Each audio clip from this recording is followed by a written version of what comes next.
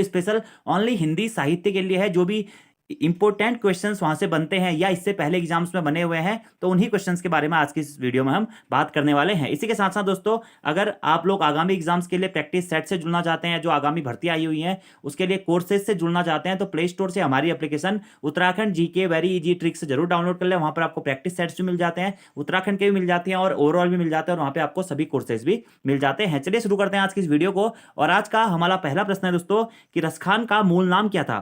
सैयद इब्राहिम खान, हजरत मोहम्मद खान, सैयद मियाँ, या फिर इनमें से कोई नहीं। तो रस खान का मूल नाम था दोस्तों क्या? सैयद इब्राहिम खान। सैयद इब्राहिम खान रस खान का मूल नाम था। और रस खान दोस्तों भक्तिकालीन कवि या भक्तिकालीन कवि के अंतर्गत भी दोस्तों रीतिकालीन कवि के रूप में जाने जाते हैं, और रस खान जी को सगुण कृष्ण भक्ति कवि के रूप में भी जाना जाता है। देखिए दोस्तों, मुसलमान होते हुए भी ये कृष्ण भक्ति के प्रति इतने लीन थे कि काफी प्रशंसा इनकी होती है। इसी कारण रस खान किससे संबंधित है? तो रीतिकालीन कवि है, भक्तिकालीन के अंतर्गत रीतिकाल के अंतर्गत ये आते हैं, और सगुण कृष्ण भक्ति कवि के रूप में इन्हें जाना जाता है। और कृष्ण की भक्ति के लिए दोस्तों इन्होंने वैष्णव धर्म को भी अपनाया था, ऐसा भी माना जाता है। रस खान का मूल नाम है सैयद इब्राहिम खान। ठीक है, अगले प्रश्न की बात करते हैं।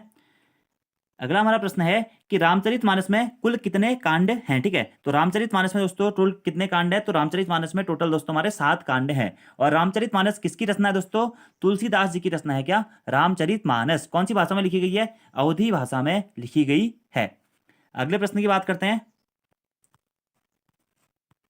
गोस्वामी तुलसीदास ने रामचरितमानस की रचना किस संवत में की थी? आप देखिए दोस्तों, ये टीजीटी परीक्षा में प्रश्न पूछा गया है, तो आयोग भी पूछ सकता है। तो गोस्वामी तुलसीदास जी ने रामचरितमानस की रचना किस संवत में करी थी, यह प्रश्न पूछा गया। तो संवत 1631 में इन्होंने रामचरितमानस की रचना करी थी। अगले प्रश्न की बात करते हैं कि हजारी प्रसाद द्विवेदी जी ने वाणी का डायरेक्टर किसे कहा था? तो हजारी प्रसाद द्विवेदी जी ने वाणी का डायरेक्टर कहा था दोस्तों किसको?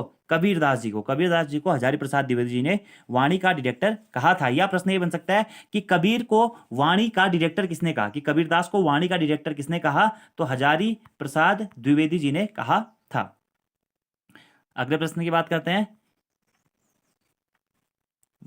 मासी कागद छुयो नहीं, कलम गहो नहीं हाथ, कलम गड़ियो नहीं हाथ किसके विषय में कहा गया है? नानक, गुरु नानक, रैदास, कबीरदास या फिर दादू? तो कबीरदास जी के बारे में दोस्तों ये कहा गया है कि मासी कागज छुए नहीं, कलम गड़ो नहीं हाथ। आपको पता है कि कबीरदास को क्या था? अक्षरों का ज्ञान नहीं था, वो लिख भी नहीं पाते थे। उन्होंने खाली अपने दोहे गाए और उनका दोहों का फिर संकलन किया गया। इसी कारण वो अपने बारे में कहते हैं कि मैंने तो कभी मासी कागज कलम को छुआ तक नहीं। ठीक है, इस टाइप से। तो काम मासी कागज छुए नहीं, कलम गयो नहीं हाथ किसके बारे में कहा गया दोस्तों? कबीरदास जी के बारे में कहा गया है। ठीक है, अगले प्रश्न की बात करते हैं।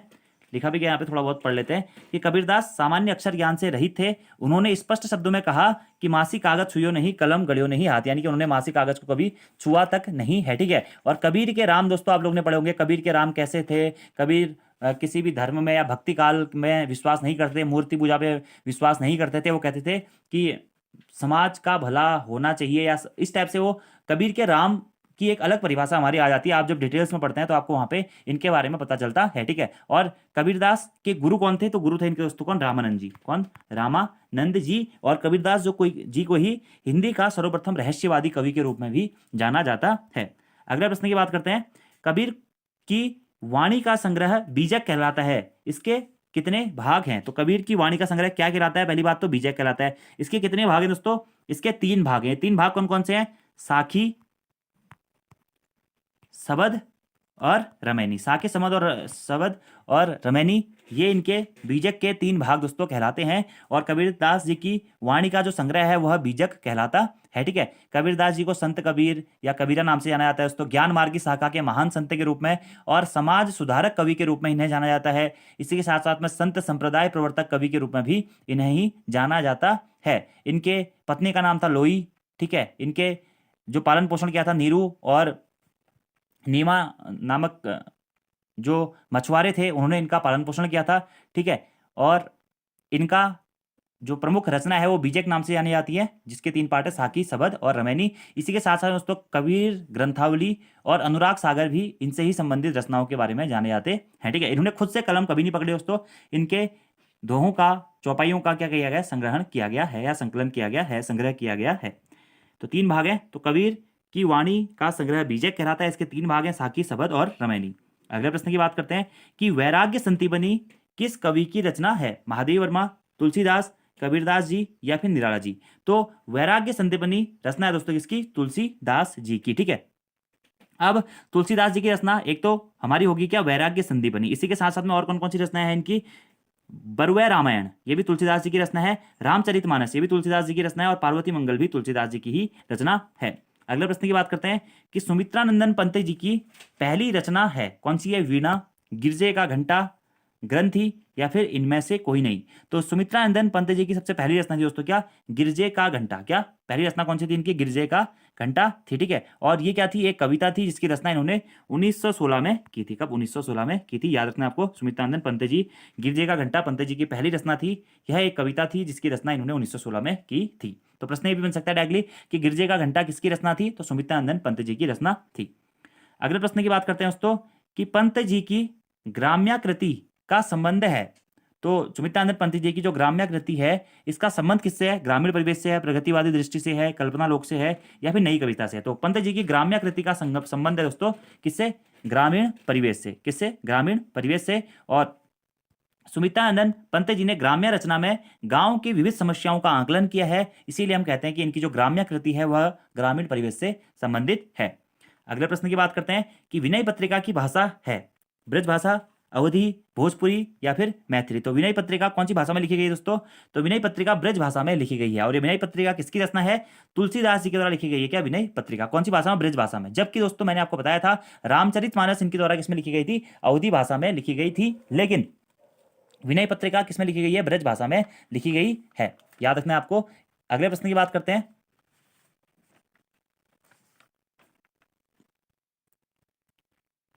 विनय पत्रिका तुलसीदास जी की रचना, आप पढ़ लीजिएगा। अष्टछाप का जहाज किसे कहा जाता है? तुलसीदास, सूरदास, कबीरदास या फिर रसखान? तो बहुत महत्वपूर्ण प्रश्न है, यूके ट्रिपल भी ये प्रश्न पूछ चुका है दोस्तों।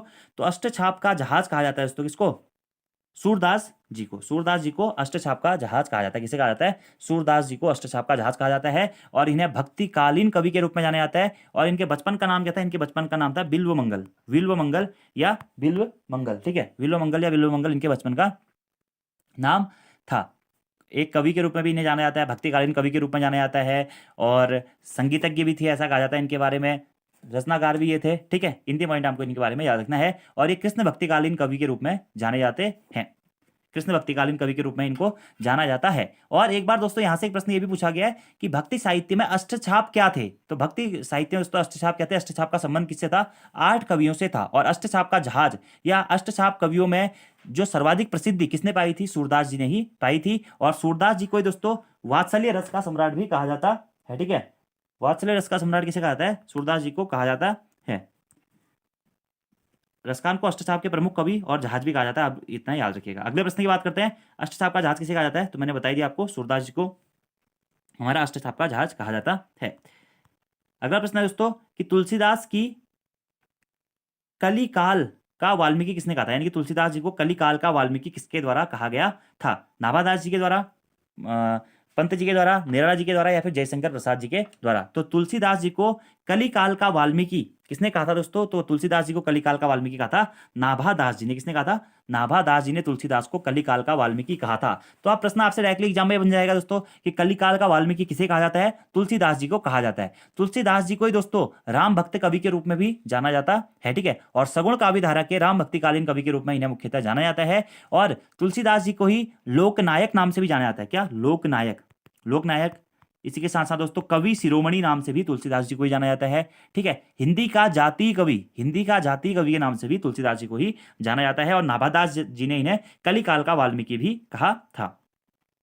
अगले प्रश्न की बात करते हैं, निम्नलिखित में से रसखान के गुरु कौन थे? वल्लभाचार्य जी थे, नरहरिदास थे, विठलनाथ थे या रैदास थे? ठीक है, तो रसखान के गुरु कौन थे दोस्तों? ये थे विठलनाथ। विठलनाथ हमारे कौन थे? रसखान के गुरु थे। रसखान का वास्तविक नाम मैंने आपको बताया गया था सैयद इब्राहिम। भक्तिकालीन ये कवि थे। इनका जन्म हुआ था 1548 में उत्तर प्रदेश के हरदोई में। मृत्यु हुई थी 1628 को वृंदावन में। ठीक है, इन्होंने अपनी रचनाओं में दोस्तों कृष्ण की लीलाओं का वर्णन किया। कृष्ण की लीलाओं में इन्होंने कृष्ण की बाल लीला, रास लीला, फाग लीला, कुंज लीला, जितनी भी दान लीला, प्रेम वाटिका, सुजान, इतनी मतलब कृष्ण की सभी लीलाओं का इन्होंने लगभग लगभग वर्णन किया था। ठीक है, इनका जो एक प्रसिद्ध काव्य माना जाता है कृष्ण भक्ति काव्य, वो क्या है दोस्तों? प्रेम वाटिका। किसका? रसखान का। इनके गुरु का नाम था क्या? विठल नाथ। और ये विठल नाथ किस संप्रदाय से संबंधित थे? तो बल्लभ संप्रदाय से संबंधित थे। किससे? बल्लभ संप्रदाय से ये संबंधित थे। अगले प्रश्न की बात करते हैं। रसखान के गुरु विठलनाथ जी थे, ये बल्लभ संप्रदाय से संबंधित थे। मानस का हंस और कवि शिरोमणि किस कवि को कहा जाता है? अभी थोड़ी देर पहले मैंने आपको बताया दोस्तों कि मानस का हंस और कवि शिरोमणि हमारा तुलसीदास जी को कहा जाता है। किसको कहा जाता है? तुलसीदास जी को कहा जाता है। अगले प्रश्न की बात करते हैं।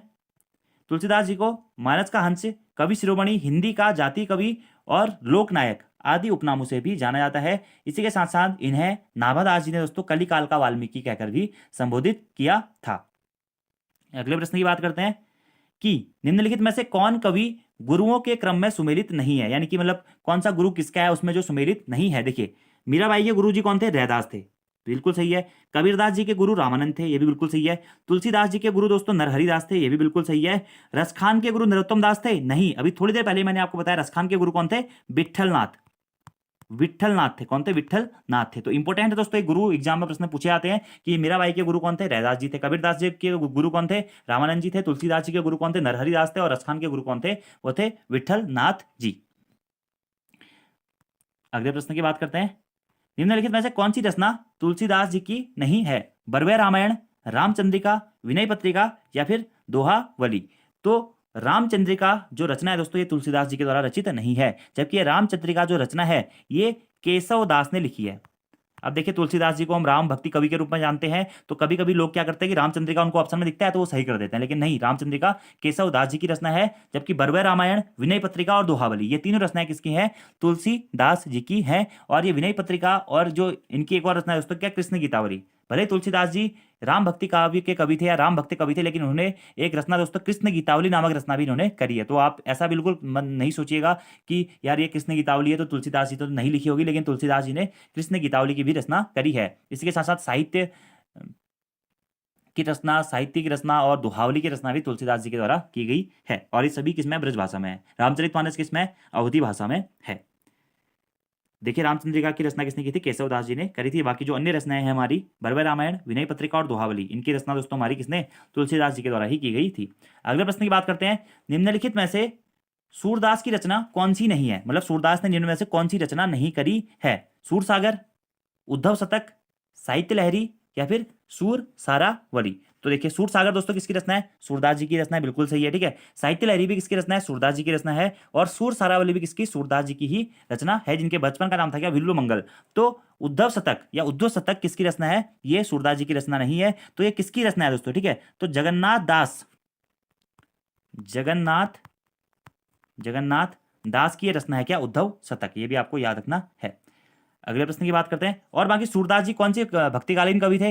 मतलब कौन सी भक्ति से संबंधित थे? तो ये कृष्ण भक्ति काव्य के कवि थे। कृष्ण भक्ति काव्य के कवि थे कौन? सूरदास जी। ठीक है, ऐसे दोस्तों मीराबाई भी कृष्ण भक्ति काव्य की कवि थी, कृष्ण भक्ति काव्य की। ठीक है, ऐसे रसखान जी भी दोस्तों कृष्ण भक्ति काव्य के कवि थे। ठीक है, तुलसीदास जी दोस्तों राम भक्त काव्य के कवि थे। और जो हमारे कबीरदास जी थे वह निर्गुण कवि थे, ना सगुण, ना कृष्णकालीन, ना रामकालीन। कबीर के राम थे, लेकिन कबीर के राम वो वाले राम नहीं थे जिनको हम पूछते हैं। कबीर के राम कुछ अलग राम थे। ठीक है, और कबीर के राम के बारे में इसलिए कहा जाता है कि कबीरदास ने क्या किया था? ज्ञान मार्गी शाखा के संत के रूप में नहीं जाना जाता है, समाज सुधारक कवि के रूप में जाना जाता है, मूर्ति पूजा के विरोधी कवि के रूप में भी नहीं जाना जाता है। इसी कारण इन्होंने अपनी बहुत सारी रचनाओं में खुद को काशी का जुलाहा कहा है। किसने? कबीरदास ने। जब आपने डिटेल में चीजें पढ़ी होंगी तो आपने किया होगा, मैं तो आपको खाली क्वेश्चन बेस पे करा रहा हूं दोस्तों। अगला क्वेश्चन देखिए, किस काल को स्वर्णकाल कहा जाता है?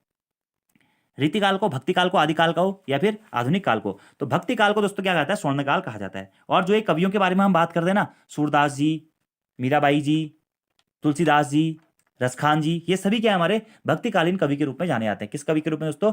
भक्तिकालीन कवि के रूप में इनको जाना जाता है। अगले प्रश्न की बात करते हैं। निर्गुण भक्ति काव्य के प्रमुख कवि कौन थे? सूरदास जी, तुलसीदास जी, कबीरदास जी या फिर केशव दास जी? तो ये प्रश्न बताने की जरूरत तो आप है नहीं दोस्तों। कबीरदास जी क्या थे? निर्गुण भक्ति काव्य धारा के प्रसिद्ध कवि थे। कौन? कबीर दास जी, क्योंकि कबीर के नाम मैंने बताया आपको ज्ञान मार्ग की शाखा के कवि थे, मूर्ति पूजा के विरोधी थे। ठीक है, और इनकी बहुत सारी रचनाओं का संकलन हमें गुरु ग्रंथ साहिब में भी दोस्तों मिलता है। ठीक है, आप देखिए, आप लोगों ने पढ़ा होगा कि भक्तिकालीन या भक्ति काल जो था वो मुख्यतः दो प्रकार से विभाजित किया जाता है। भक्ति काल का टाइम पीरियड मुख्यतः हमारा कब से कब तक माना जाता है? 1317 से लेकर के दोस्तों 1700 तक, 1317 से लेकर के 1700 तक हमारे जितने भी कवि इस बीच में आए दोस्तों सभी भक्तिकालीन कवि के रूप में जाने जाते हैं। अब जो ये भक्ति काल था इसे भी दो कालों में बांटा गया दोस्तों। एक था सगुण काव्य धारा के कवि और दूसरा था क्या? निर्गुण काव्य धारा के कवि।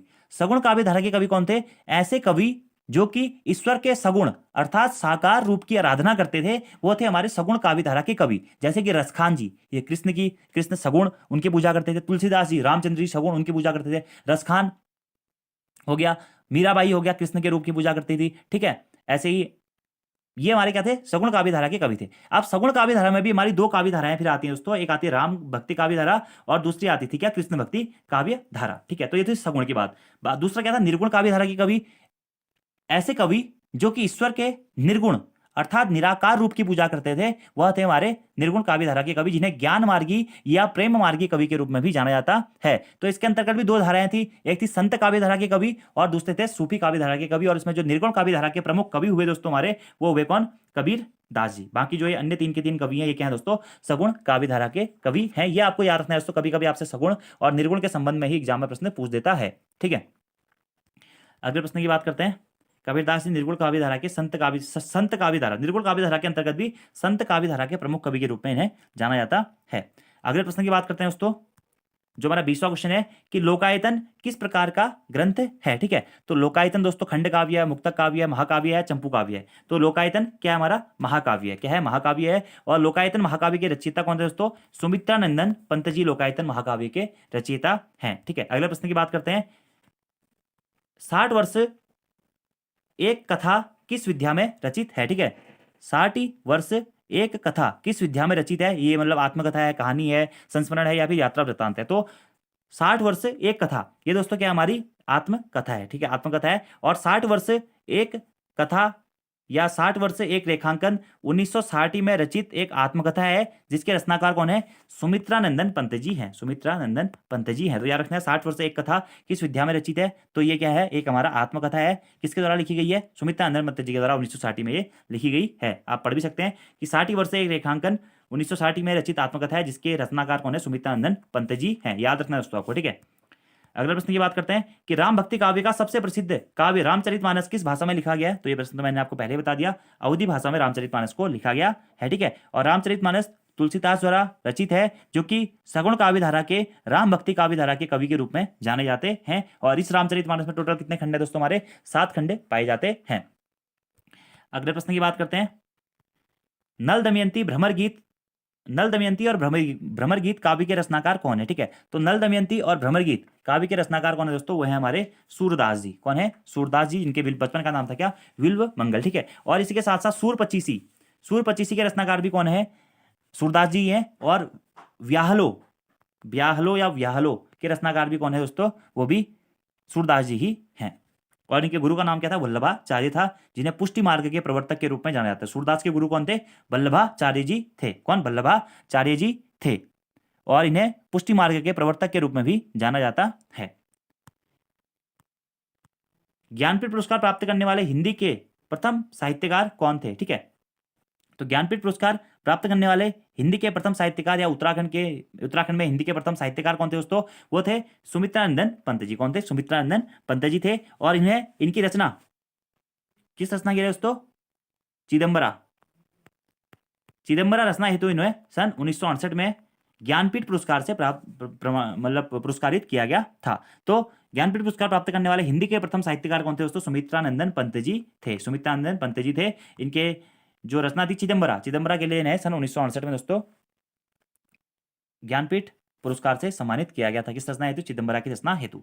अगले प्रश्न की बात करते हैं कि ज्ञान मार्गी शाखा के कवियों को किस नाम से पुकारा जाता था? सिद्ध कवि, नाथपंथी कवि, भक्त कवि या फिर संत कवि? तो मैंने आपको बताया था कि ज्ञान मार्गी शाखा के जो भी कवि थे, कबीरदास हो गया या इसके अलावा जो जो भी कवि थे, इन्हें दोस्तों संत कवि के नाम से जाना था। किस नाम से? संत कवि के नाम से पुकारा जाता था। आप पढ़ सकते हैं कि ज्ञान मार्गी शाखा के कवियों को संत कवि या प्रेम मार्गी शाखा के कवियों ज्ञान मार्गी शाखा के कवियों को संत कवि के नाम से जाना जाता था, और प्रेम मार्गी शाखा के कवियों को सूफी कवि के नाम से पुकारा जाता था। तथा ज्ञान मार्गी शाखा और प्रेम मार्गी शाखा ये क्या थे? निर्गुण काव्य धारा के दो प्रमुख। इसके जीवन पर आधारित उपन्यास है। तो मानस का हंस दोस्तों तुलसीदास जी के जीवन पर आधारित उपन्यास है, और यह उपन्यास किसके द्वारा लिखा गया था? तो यह लिखा गया दोस्तों अमृतलाल नागर जी के द्वारा यह लिखा गया था। तो तुलसीदास जी के जीवन पर आधारित उपन्यास है क्या? मानस का हंस, जिसे किसने लिखा था? अमृतलाल नागर जी के द्वारा इसे लिखा गया था। बाकी तुलसीदास जी की रचनाएं दोस्तों मैंने आप लोग को पिछली वीडियो में बता रखी थी, कौन कौन सी? रामचरितमानस, गीतावली, कवितावली, विनय पत्रिका, कृष्ण गीतावली, पार्वती मंगल, जानकी मंगल, भरवै रामायण, रामाज्ञा प्रश्नावली, वैराग्य संदीपनी, रामलला नचहु, तुलसी सतसई, हनुमान चालीसा, हनुमान बाहुक, ये सभी रचनाएं किसकी थी? हमारी तुलसीदास जी की रचनाएं थी। अगले प्रश्न की बात करते हैं कि मानस का हंस दोस्तों किसके जीवन पर आधारित उपन्यास है? तो तुलसीदास जी के जीवन पर आधारित उपन्यास है, और किसने लिखा था? अमृतलाल नागर जी ने यह लिखा था। अगला प्रश्न है दोस्तों कि इन मुसलमान हरिजन पर कोटि के हिंदू वारिये किसका कथन है? तो इन मुसलमान हरिजन पर कोटि के हिंदू वारिये, यानी कि इन मुसलमानों पर कोटि के हिंदू वारे जाएंगे, ये कथन है दोस्तों किसका? भारतेंदु हरिश्चंद्र का। और ये भारतेंदु हरिश्चंद्र ने ये जो स्टेटमेंट था यह किसके लिए दिया था दोस्तों? तो ये रसखान के लिए उन्होंने ये स्टेटमेंट दिया था, जिनका पूरा नाम था क्या? सैयद इब्राहिम। जिस हिसाब से दोस्तों रसखान जी ने एक मुसलमान होते हुए भगवान श्री कृष्ण की भक्ति, इतनी खतरनाक भक्ति करती, यानी कि सगुण कृष्ण भक्ति काव्य के कवि के रूप में जाने जाते हैं ये, तो इसी कारण इन्होंने वैष्णव धर्म भी ज्वाइन कर लिया था। मतलब मुसलमान होने के पश्चात भी उन्होंने कृष्ण भक्ति के कारण वैष्णव धर्म को अंतिम समय में अपना लिया था। इसी कारण भारतेंदु हरिश्चंद्र जी इन्हीं के बारे में, यानी कि रसखान को संबोधित करते हुए कहते हैं कि इन मुसलमान हरिजन पर कोटि के हिंदू वारे, यानी कि ऐसे मुसलमानों पर कोटि कोटि हिंदू भी वारे जाएंगे। तो किसका कथन है? भारतेंदु हरिश्चंद्र का। किसके लिए कहा था? रसखान जी के लिए इन्होंने स्टेटमेंट दिया था, और रसखान जी का पूरा नाम क्या था? सैयद इब्राहिम था। तो वही एक्सप्लेनेशन थोड़ा सा पढ़ लेते हैं कि यह कथन भारतेंदु हरिश्चंद्र जी का है, जिसमें मुस्लिम हरिभक्तों में रसखान का नाम सर्वोपरि आता है। अगला प्रश्न है दोस्तों कि साखी, सबद और रमैनी के रचिता कौन है? रसखान, सूरदास, कबीरदास या फिर रहीम? तो साखी, सबद और रमैनी, इसके रचनाकार कौन है दोस्तों? ये हमारे कबीरदास जी। कौन है? कबीरदास जी हैं। ठीक है, तो तुलसीदास हो गया, कबीरदास हो गया, ये हमें याद रखने हैं। और कबीरदास जी को संत कबीर या कबीरा नाम से भी जाना जाता है। ठीक है, और इन्हें दोस्तों समाज सुधारक कवि के रूप में भी जाना जाता है। ठीक है, ये क्या थे? ज्ञान मार्गी शाखा के महान कवि के रूप में इन्हें जाना जाता है। और दोस्तों यह भक्ति काल की निर्गुण काव्य धारा के ज्ञानाश्रयी कवि के रूप में भी जाने जाते हैं। ठीक है, तो कबीरदास जी की रचना थी क्या? साखी, सबद और रमैनी। ठीक है, और इनका संकलन, साखी, सबद और रमैनी, इन तीनों का संकलन क्या कहलाता था? बीजक। बीजक इन तीनों का संकलन कहलाता था। तो बीजक भी किसकी रचना है अगर पूछा जाता है तो कबीरदास जी की रचना है। अगले प्रश्न की बात करते हैं, निम्न में से कौन भक्ति काल का कवि नहीं है? रसखान, कबीरदास, सूरदास या फिर आमिर खुसरो? तो रसखान जी भी थे दोस्तों, कबीरदास जी भी थे और सूरदास जी भी थे। तो कौन नहीं था? आमिर खुसरो जी भक्ति काल के कवि नहीं थे। ठीक है, कबीरदास जी निर्गुण काव्य धारा के कवि थे, रसखान जी सगुण काव्य धारा के कृष्ण भक्ति काव्य के कवि थे, और सूरदास जी भी सगुण काव्य धारा के कृष्ण भक्ति के कवि के रूप में जाने जाते हैं। इतने पॉइंट आपको यहाँ से डायरेक्टली नोट डाउन करने हैं। और जो कबीरदास जी हैं यह निर्गुण काव्य धारा के ज्ञानाश्रयी या फिर संत काव्य धारा के प्रतिनिधि कवि के रूप में भी जाने जाते हैं। अगले प्रश्न की बात करते हैं, तो आमिर खुसरो इसमें नहीं है। अगला प्रश्न है कि रामलला नचहु, कृष्ण गीतावली तथा रामाज्ञा प्रश्नावली, इन रचनाओं के रचनाकार कौन है? तो थोड़ी देर पहले ही मैंने बताया था दोस्तों, तुलसीदास जी की रचना है क्या? रामलला नचहु, कृष्ण गीतावली और रामाज्ञा प्रश्नावली। अगले प्रश्न की बात करते हैं कि सूरदास ने किस भाषा में सूरसागर, सूरसारावली और साहित्य लहरी की रचना करी थी? तो सबसे पहले तो आपको याद रखना चाहिए, सूरसागर, सूरसारावली और साहित्य लहरी किसकी रचनाएं है दोस्तों? तो ये सूरदास जी की रचनाएं हैं। अब अगला प्रश्न आता है कि सूरदास जी ने ये रचनाएं किस भाषा में रची है या किस भाषा में लिखी है? तो ये लिखी है दोस्तों इन्होंने किसमें? ब्रज भाषा में। किसमें दोस्तों? ब्रज भाषा में। और सूरदास जी कौन थे? सगुण कृष्ण भक्ति काव्य धारा के कवि के रूप में जाने जाते हैं। ठीक है, और इनका एक प्रमुख गीत था दोस्तों क्या? भ्रमर गीत। भ्रमर गीत उद्धव के बारे में जिसमें इन्होंने बताया। ठीक है, सूरसागर जी को दोस्तों क्या? राम सागर भी कहा जाता है। सूरसागर को राम सागर भी कहा जाता है। और इन्हें दोस्तों ब्रज भाषा के श्रेष्ठ कवि के रूप में भी जाना जाता है। किसे? सूरदास को ब्रज भाषा के श्रेष्ठ कवि के रूप में भी जाना जाता है, क्योंकि इन्होंने सूरसागर, सूरावली, साहित्य लहरी आदि कई रचनाएं इन्होंने ब्रज भाषा में रची थी। इनकी ही कुछ अन्य रचनाएं थी दोस्तों, जैसे कि सूर पचीसी, ठीक है, नल दमयंती, व्याहलो, ये कुछ हमारी सूरदास जी की ही रचनाएं थी। ठीक है, अगला हमारा पॉइंट ये बनता है, इसी से संबंधित जो बुक्स हैं वो आपको याद रखनी है कि नागलीला, भागवत, गोवर्धन लीला, प्राण प्यारी, यानी कि कृष्ण की जो लीलाओं का वर्णन इनके द्वारा किया गया है। ठीक है, अकबर के समकालीन माने जाते हैं दोस्तों कौन, हमारे सूरदास जी। ठीक है, और कृष्ण भक्ति काव्य धारा के प्रसिद्ध सगुण काव्य धारा के कृष्ण भक्ति काव्य के कवि के रूप में इन्हें जाना जाता है। और सूरदास जी को ही दोस्तों किस किस नाम से जाना जाता है, अब देखिए सूरदास जी की बात आई तो बता देता हूँ किस किस नाम से इन्हें जाता है। तो अष्टछाप का जहाज किसको कहा जाता है दोस्तों, सूरदास जी को कहा जाता है। पुष्टि मार्ग का प्रवर्तक, पुष्टि मार्ग का प्रवर्तक भी सूरदास जी को जाना जाता है। वात्सल्य सम्राट के रूप में भी सूरदास जी को जाना जाता है। कृष्ण मार्ग के कवि के रूप में भी इन्हें जाना जाता है। और सूरदास जी के गुरु का नाम क्या था, वो था वल्लभाचार्य जी, जिन्हें पुष्टि मार्ग के प्रवर्तक के रूप में भी जाना जाता है। तो ब्रजभाषा इसका राइट आंसर हो जाएगा। और सूरदास को ब्रजभाषा के श्रेष्ठ कवि के रूप में भी जाना जाता है। अगले प्रश्न की बात करते हैं कि कबीरदास ने समाज सुधार के अंतर्गत किस का उपदेश नहीं दिया। तो कबीरदास जी ने दोस्तों समाज सुधार के बारे में बात करी, तो इन्होंने किसका उपदेश नहीं दिया, ये प्रश्न पूछा गया है। मूर्ति पूजा के विरोध का उपदेश इन्होंने दिया, बिल्कुल सही है दोस्तों। जाति प्रथा के खंडन के बारे में भी इन्होंने बात की, ये भी बिल्कुल सही है।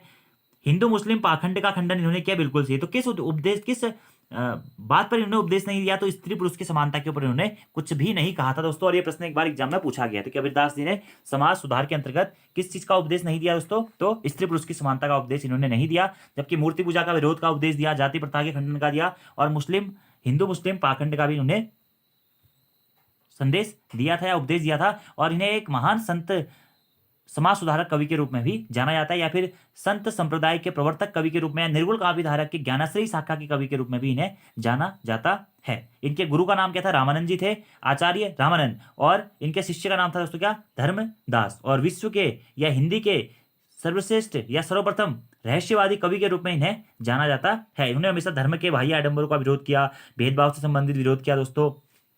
और इन्होंने अपनी खुद की रचनाओं में खुद को क्या कहा है, काशी का जुलाहा कहा है। क्या कहा है दोस्तों, काशी का जुलाहा कहा है।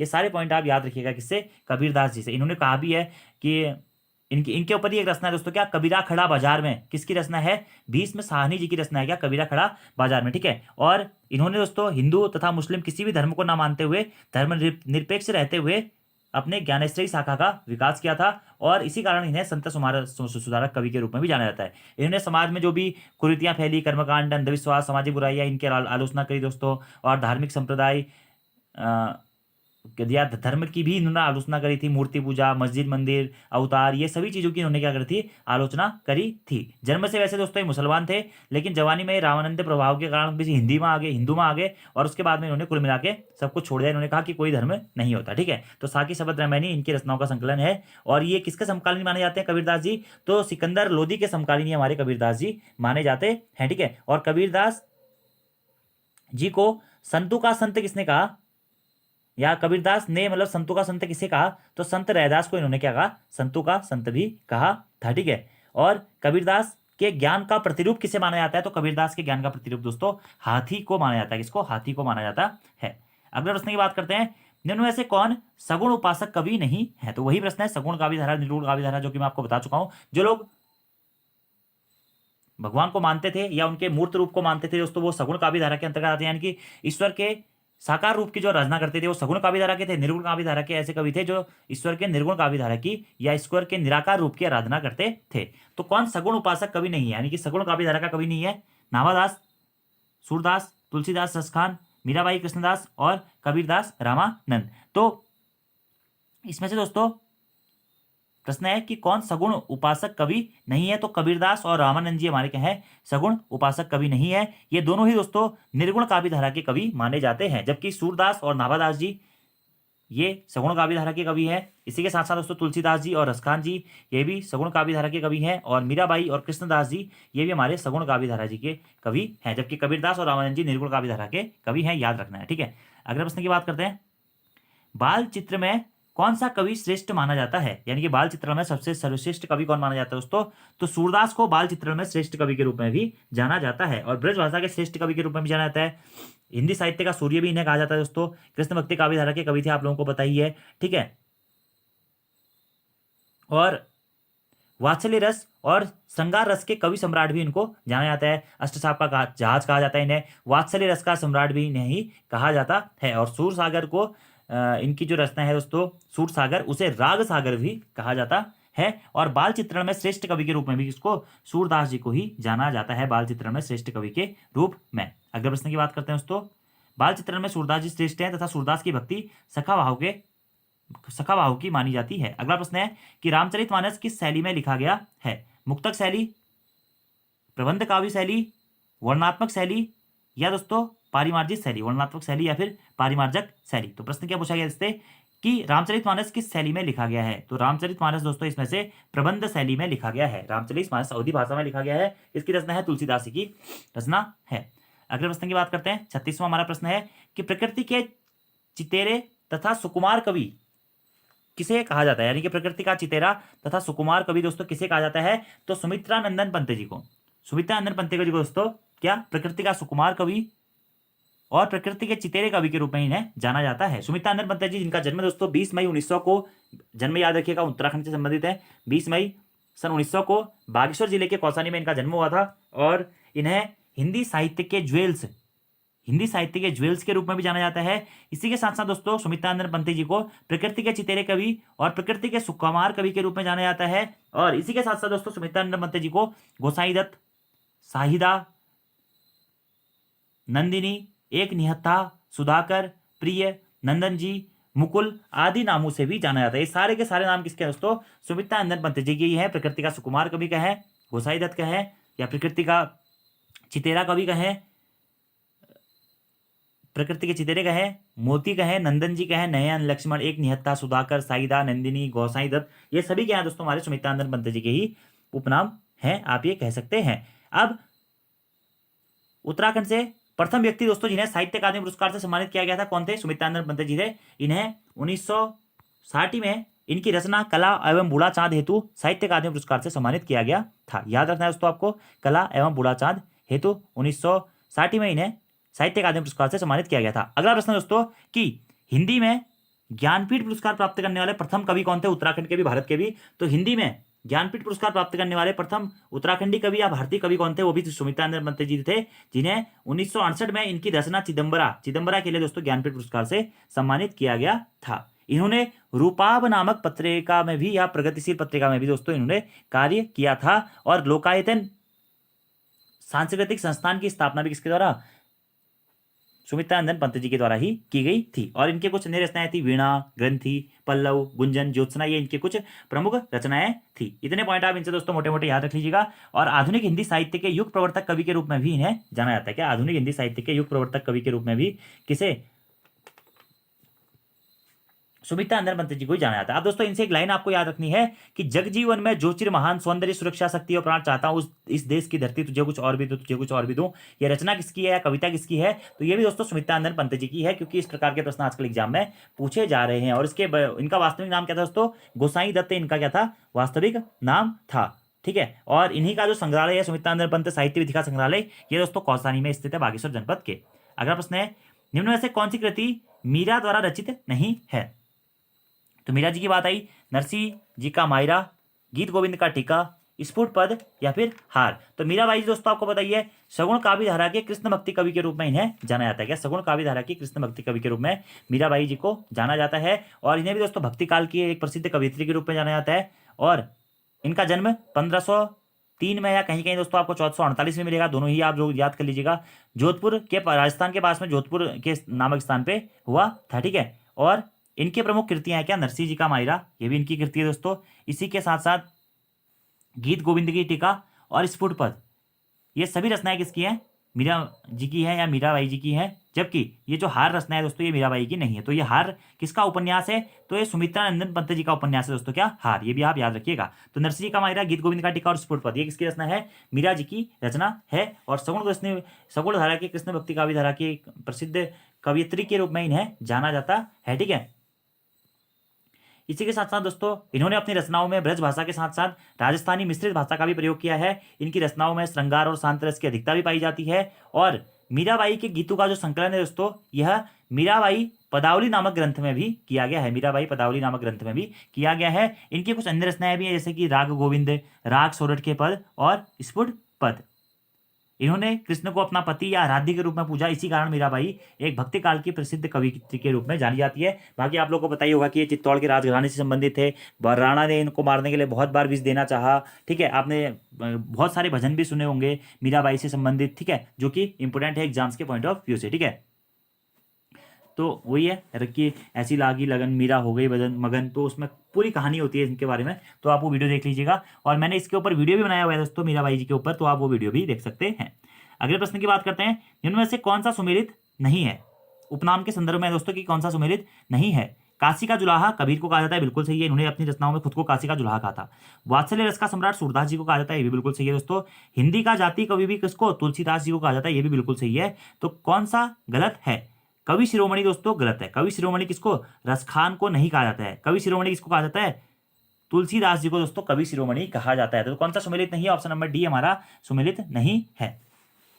याद रखिएगा, ये पॉइंट आप इंपोर्टेंट है। जबकि सूरदास जी को अष्टचाप का जहाज, पुष्टिमार्ग का प्रवर्तक या वात्सल्य रस का सम्राट नाम से भी जाना जाता, सॉरी हाँ, सूरदास जी को जाना जाता है। ठीक है, और रसखान को कवि शिरोमणि ना कह के, रसखान जी को हमारा कृष्ण भक्ति काव्य धारा के प्रसिद्ध कवि के रूप में जाना जाता है। और इनका पूरा नाम था क्या? सैयद इब्राहिम। क्या? सैयद इब्राहिम। ठीक है,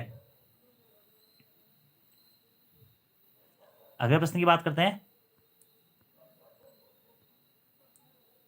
निम्न में से कौन सा कथन सत्य है? निम्न में से कौन सा कथन सत्य है? कबीरदास जी की भाषा को पंचमेल खिचड़ी श्याम सुंदर दास जी ने कहा था, ये बिल्कुल सही है दोस्तों। कबीरदास जी की भाषा को पंचमेल खिचड़ी किसने कहा था? ये पॉइंट बहुत बार पूछा जाता है दोस्तों, या किसकी भाषा पंचमेल खिचड़ी कहलाती है? तो कबीरदास जी की भाषा कहलाती है। और किसने कहा था? श्याम सुंदर दास जी ने कहा था, बिल्कुल सही है।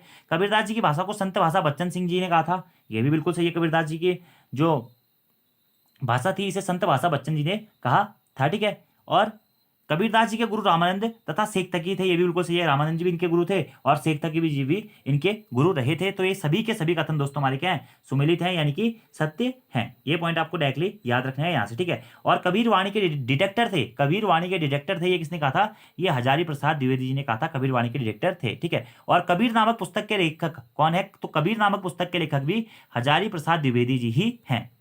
अगले प्रश्न की बात करते हैं, कला और बुढ़ा चाँद किसका प्रसिद्ध काव्य है? तो आप बताने की जरूरत नहीं है दोस्तों, सुमित्रा नंदन जी के प्रसिद्ध काव्य के रूप में कला एवं बुढ़ा चाँद रचना जारी जाती है, जिसे सन 1960 में साहित्य अकादमी पुरस्कार से भी सम्मानित किया गया था। और उत्तराखंड में सर्वप्रथम साहित्य अकादमी पुरस्कार प्राप्त करने वाले व्यक्ति कौन है? सुमित्रा नंदन पंत जी हैं। कला और बुढ़ा चाँद सुमित्रा नंदन पंत जी का एक प्रमुख काव्य है, जिसके लिए इन्हें सन 1960 में साहित्य अकादमी पुरस्कार से भी सम्मानित किया गया था। ठीक है, और साहित्य अकादमी पुरस्कार प्राप्त करने वाले यह प्रथम उत्तराखंडी थे कौन? सुमित्रा नंदन पंत जी। अगले प्रश्न की बात करते हैं, अगला हमारा प्रश्न है दोस्तों 41वां, निम्न में से कौन सा कथन सत्य है? तो सत्य कथन छांटना दोस्तों आपको कि रूपाब नामक मासिक पत्रिका का प्रकाशन सुमित्रा नंदन पंत जी ने 1938 में किया था। सुमित्रा नंदन पंत जी का प्रथम छायावादी काव्य गुंजन था। सुमित्रा नंदन पंत जी की अंतिम छायावादी काव्य उच्छ्वास था। और सुमित्रा नंदन पंत जी की प्रथम कविता क्या थी? बुरूज थी। तो कौन सा कथन सत्य है पूछा गया है? तो रूपाब नामक मासिक पत्रिका का प्रकाशन दोस्तों किसके द्वारा? सुमित्रा नंदन पंत जी के द्वारा किया गया था। कब? 1938 में। ये बिल्कुल हमारा कथन क्या है? सत्य है। जबकि अन्य कथन क्या हमारे असत्य हैं, क्योंकि सुमित्रा नंदन पंत जी का प्रथम छायावादी काव्य गुंजन नहीं था। ये गुंजन जो था सुमित्रा नंदन पंत जी का अंतिम छायावादी काव्य था। क्या? गुंजन अंतिम छायावादी काव्य था क्या दोस्तों? गुंजन।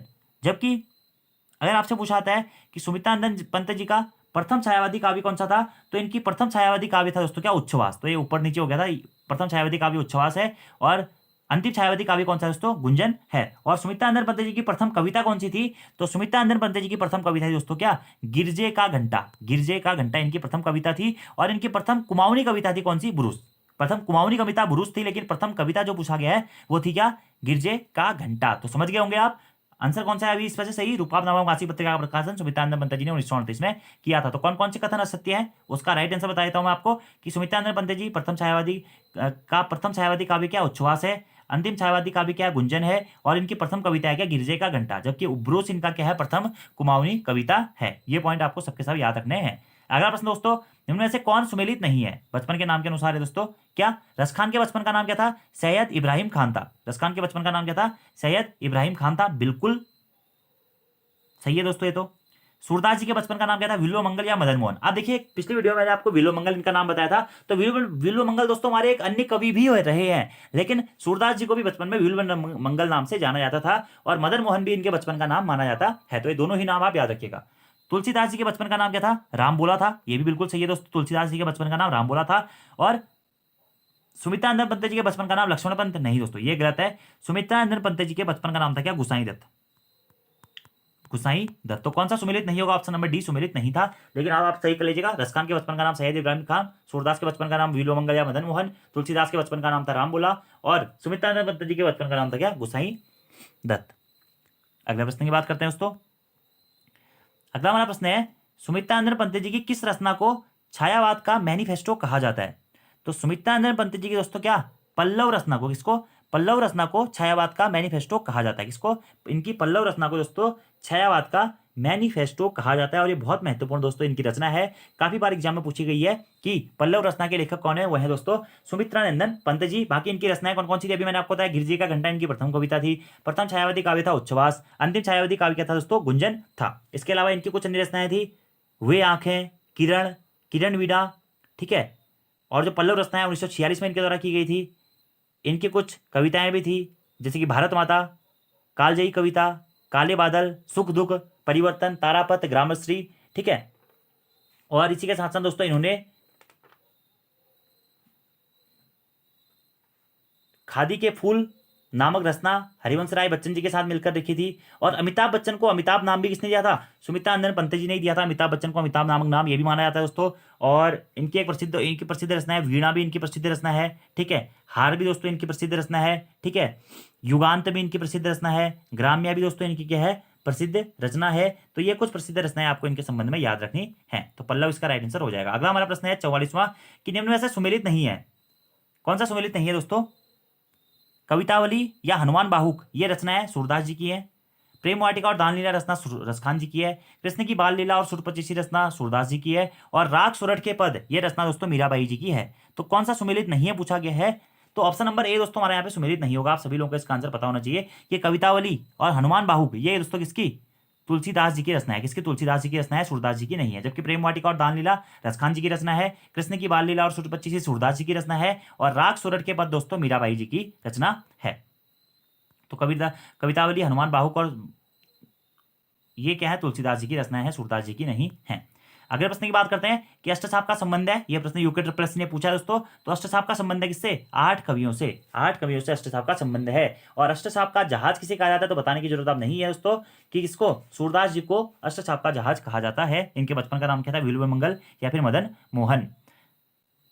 और प्रश्न क्या देखिए, अष्टसाप का संबंध है, अष्टसाप का संबंध दोस्तों हमारा 8 कवियों से भी है, ठीक है। 8 कवि, 8 मुद्राओं से भी अष्टसाप का संबंध माना जाता है। और 8 कृष्ण भक्त कवियों से या कृष्ण भक्त कवियों से भी हमारा अष्टसाप का संबंध माना जाता है। तो ये सभी आंसर इसमें जो ऑप्शन नंबर डी हमारा है सभी वाला, तो ये सभी सही होगा, ठीक है, याद रखिएगा।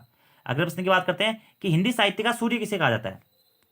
हिंदी साहित्य का सूर्य किसे कहा जाता है? तुलसीदास जी, रसखान जी, सूरदास जी या फिर कबीरदास जी। तो हिंदी साहित्य का सूर्य दोस्तों सूर्य दोस्तों हमारा किसको? सूरदास जी को कहा जाता है। इसको सूरदास जी को हिंदी साहित्य के सूर्य के रूप में भी जाना जाता है। अगले प्रश्न की बात करते हैं दोस्तों, निम्न में से कौन सी रचना सुमित्रानंदन पंत द्वारा रचित नहीं है? कैदी कोकिला, वीणा ग्रंथि, स्वर्ण किरण और सत्यकाम, पानवाला या फिर गद पद। तो इसमें से दोस्तों कौन सी रचना सुमित्रानंद पंत जी द्वारा रचित नहीं है? तो कैदी कोकिला रचना सुमित्रानंद पंत जी द्वारा रचित नहीं है। जबकि वीणा और ग्रंथि, स्वर्ण किरण और सत्यकाम, पानवाला और गद्यपथ, ये सभी रचनाएं हमारी सुमित्रानंद पंत जी द्वारा रचित रचनाएं हैं। तो अब आपको कमेंट बॉक्स में आंसर बताना है दोस्तों, कैदी कोकिला रचना के लेखक कौन है, ठीक है। अगले प्रश्न की बात करते हैं कि अरविंद दर्शन से प्रभावित हिंदी के कवि निम्न में से कौन है जो अरविंद दर्शन से प्रभावित थे? जयशंकर प्रसाद जी, निराला जी, सुमित्रानंदन पंत जी या फिर मैथिली शरण गुप्त जी। तो अरविंद दर्शन से प्रभावित हिंदी के कवि हैं दोस्तों कौन? सुमित्रानंदन पंत जी। सुमित्रानंदन पंत जी की कई रचनाओं में अरविंद दर्शन की गहरी छाप देखने को मिलती है, जैसे कि कला और बुढ़ा चांद, रश्मिबंध या फिर गीत हंस आदि जो इनकी प्रमुख रचनाएं हैं, इसमें अरविंद दर्शन से की छाप देखने को मिलती है। तो अरविंद दर्शन से प्रभावित हिंदी के कवि कौन है? सुमित्रानंदन पंत जी हैं। और इनकी कई रचनाओं में अरविंद दर्शन की गहरी छाप देखने को मिलती है, कला और बुढ़ा चांद, रश्मिबंध और गीत हंस जैसे, ठीक है। अगले प्रश्न की बात करते हैं कि तुलसी का भक्ति स्वरूप क्या था? तुलसी का या तुलसीदास जी का भक्ति स्वरूप क्या था? दास्य था, सख्य था, वात्सल्य था या फिर सम्राट था? तो या मात्र था, ठीक है। तो तुलसीदास जी का भक्ति का स्वरूप था दोस्तों दास्य, दास के रूप में वो अपने आप को भगवान राम के दास के रूप में मानते थे, ठीक है। तो तुलसीदास जी की भक्ति दास्य भाव से या दास्य भाव से उत्प्रोत थी, यानी कि दास के भाव से उत्प्रोत थी। इसी कारण दोस्तों तुलसीदास जी की रचनाओं में आप पढ़ते हैं पार्वती मंगल, जानकी मंगल, बरवे रामायण, रामाज्ञा प्रश्नावली की हनुमान जी इनसे मिले थे, हनुमान जी ने इनसे कहा था कि राम आपसे मिलेंगे। ये पूरी जो कहानी इनके आसपास इर्द गिर्द घूमती है वो अभी आपको मैं नहीं बता सकता हूँ, लेकिन कभी आप इनके बारे में पढ़िएगा, आपको खुद ही इनके बारे में पता लग जाएगा, ठीक है। और इनके गुरु जी का नाम क्या था? नरहरिदास था। तो ऐसे भी याद कर सकते हैं तुलसीदास की भक्ति का स्वरूप क्या है? दास्य है, क्योंकि इनके गुरु का नाम क्या था? नरहरिदास था। ऐसे करके भी आप याद कर सकते हैं, ठीक है। तो तुलसीदास जी की भक्ति क्या थी? दास्य। मुक्तक काव्य, अतुंकाद काव्य, प्रबंध काव्य, या फिर इनमें से कोई नहीं। तो गीतावली दोस्तों किसकी रचना थी? तुलसीदास की ये रचना थी, जो कि तुलसीदास द्वारा रचित क्या है? मुक्तक काव्य है। क्या है? मुक्तक काव्य है, याद रखना आपको, ठीक है। चलिए अब शुरू करते हैं आज की इस वीडियो को कि अंधेरे में कविता के रचयिता कौन है। अंधेरे में कविता अंधेरे में जो कविता है इसके रचयिता सुनीतानंद पंत, जयशंकर प्रसाद, गजानन माधव मुक्तिबोध, या फिर माखनलाल चतुर्वेदी। तो इसके रचयिता है दोस्तों कौन? गजानन माधव मुक्तिबोध। किसके? अंधेरे में कविता के रचनाकार। अब गजानन माधव, इनका पूरा नाम था दोस्तों क्या? वैसे गजानन माधव, लेकिन इन्हें मुक्तिबोध नाम से भी जाना जाता है। तो बहुत बार एग्जाम में, एक बार तो फॉरेस्ट गार्ड में भी शायद ये प्रश्न पूछा गया था, निम्न में से किसे मुक्तिबोध नाम से जाना जाता है? तो गजानन माधव जी को मुक्तिबोध नाम से जाना जाता है। इनके बचपन का नाम क्या है दोस्तों? बाबू साहब। बाबू साहब, या इनके घर का नाम क्या था? बाबू साहब था। ये अस्तित्ववादी विचारधारा के प्रतिनिधि समर्थक के रूप में जाने जाते हैं। इनका जन्म दोस्तों 13 नवंबर 1917 को ग्वालियर मध्य प्रदेश में हुआ था। पिताजी का नाम था गोपाल राव, माता का नाम था पार्वतीबाई। यह मुख्यतः एक कवि के रूप में, साहित्यकार के रूप में, संपादक के रूप में, समीक्षक के रूप में भी जाने जाते हैं। इनकी एक तो देखिए अंधेरे में जो कविता के रचनाकार हैं कौन? गजानन माधव मुक्तिबोध जी। इसी के साथ साथ इनका एक प्रसिद्ध उपन्यास है दोस्तों, कौन सा? विपात्र। विपात्र इनका क्या है? एक प्रसिद्ध उपन्यास है। इसी के साथ साथ इनकी एक दो कहानियां और है दोस्तों। एक तो है अंधेरे में, दूसरा है काठ का सपना। काठ का सपना कहानी भी इनकी है। और सतह से उठता आदमी, क्या? सतह से उठता आदमी कहानी भी गजानन माधव मुक्तिबोध जी की ही है। इनकी कुछ छायावाद योगिन रचनाएं हैं दोस्तों, जिसमें सबसे महत्वपूर्ण है चांद का मुंह टेढ़ा। चांद, ये प्रश्न एग्जाम में आया भी है दोस्तों बहुत बार कि चांद का मुंह टेढ़ा ये किसकी रचना है? तो ये गजानन माधव मुक्तिबोध जी की रचना है। और ये इनका क्या है? कविता संग्रह है। इसी के साथ साथ एक और कविता संग्रह है इनका, या छायावाद योगिन रचना है भूरी भूरी खाक धूल। भूरी भूरी खाक धूल। इसी के साथ साथ इनकी कई सारी अन्य रचनाएं भी थी दोस्तों, जैसे कि नए साहित्य का सौंदर्य शास्त्र, समीक्षा की समस्याएं, नई कविता का आत्मसंघर्ष, एक साहित्य की डायरी, कामायनी एक पुनर्विचार। कामायनी एक पुनर्विचार जो आलोचना है तो वो भी किसकी है? गजानन माधव मुक्तिबोध जी की ही है। और जो इनकी रचनावली है दोस्तों उसे मुक्तिबोध रचनावली के नाम से जाना जाता है, जिसके हमारे कितने खंड हैं? 7 खंड हैं। इसी के साथ साथ दोस्तों गजानन माधव मुक्तिबोध जी को तार सप्तक के, क्या? तार सप्तक के प्रथम कवि के रूप में जाना जाता है। तो तार सप्तक के प्रथम कवि के रूप में किसे जाना जाता है? गजानन माधव मुक्तिबोध जी को जाना जाता है। इसी के साथ साथ दोस्तों प्रगतिशील कविता और नई कविता के रूप में सेतु पुल के रूप में किसे जाना जाता है? तो प्रगतिशील कविता और नई कविता के रूप में सेतु पुल के रूप में भी गजानन माधव मुक्तिबोध जी को जाना जाता है। इनकी अंतिम रचना थी दोस्तों क्या? भारत इतिहास और संस्कृति। भारत इतिहास और संस्कृति इनकी प्रमुख या अंतिम रचना थी हम कह सकते हैं। और इनकी एक प्रमुख कविता और थी दोस्तों, वो थी शहर से स्वीकारा है। यह प्रश्न भी एग्जाम में पूछा गया है, शहर से स्वीकारा है इनकी एक क्या थी? प्रथम या प्रमुख कविता थी, ठीक है। इन्हें दोस्तों संकल्प धर्मी कवि के रूप में भी जाना जाता है। और इन्होंने वसुधा और नया खून, कौन कौन सी पत्रिकाओं का संपादन किया था? वसुधा और नया खून नामक पत्रिकाओं का संपादन इनके द्वारा किया गया था। तो फिलहाल दोस्तों आज की इस वीडियो में हम इतना ही जानते हैं इनके बारे में। बाकी और भी कई सारे फैक्ट्स हैं, कई सारी रचनाएं इनकी हैं, जो कि हम कभी बाद में बात करेंगे। चलिए शुरू करते हैं अगले प्रश्न के बारे में। तो इनके कुछ अन्य रचनाएं भी यहाँ पे देख सकते हैं आप। चांद का मुंह टेढ़ा है, भूल गलती, भूरी भूरी खाक धूल। अगला प्रश्न है दोस्तों कि गोबर प्रेमचंद के किस उपन्यास का पात्र है? सबसे पहले तो आपको याद होना चाहिए कि जो गोबर है यह किसके उपन्यास का पात्र है? प्रेमचंद के उपन्यास का पात्र है। और कौन से उपन्यास का पात्र है पूछा जाएगा तो दोस्तों ये गोदान उपन्यास का पात्र है। कौन से? गोदान उपन्यास का यह पात्र है। इसी के साथ साथ दोस्तों जो ये गोदान है यह प्रेमचंद का एक प्रसिद्ध सामाजिक उपन्यास जाना जाता है। इसमें नायक होता है होरी और नायिका होती है दोस्तों क्या? धनिया। होरी किसानों का प्रतिनिधि है जिसके पुत्र का नाम क्या होता है? गोबर होता है। तो गोबर क्या है?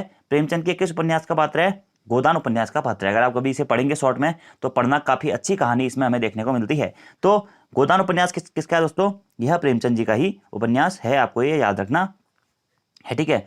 गबन, प्रेमाश्रम, निर्मला, ये भी किसकी हैं? प्रेमचंद जी की ही रचनाएं हैं या उपन्यास हैं।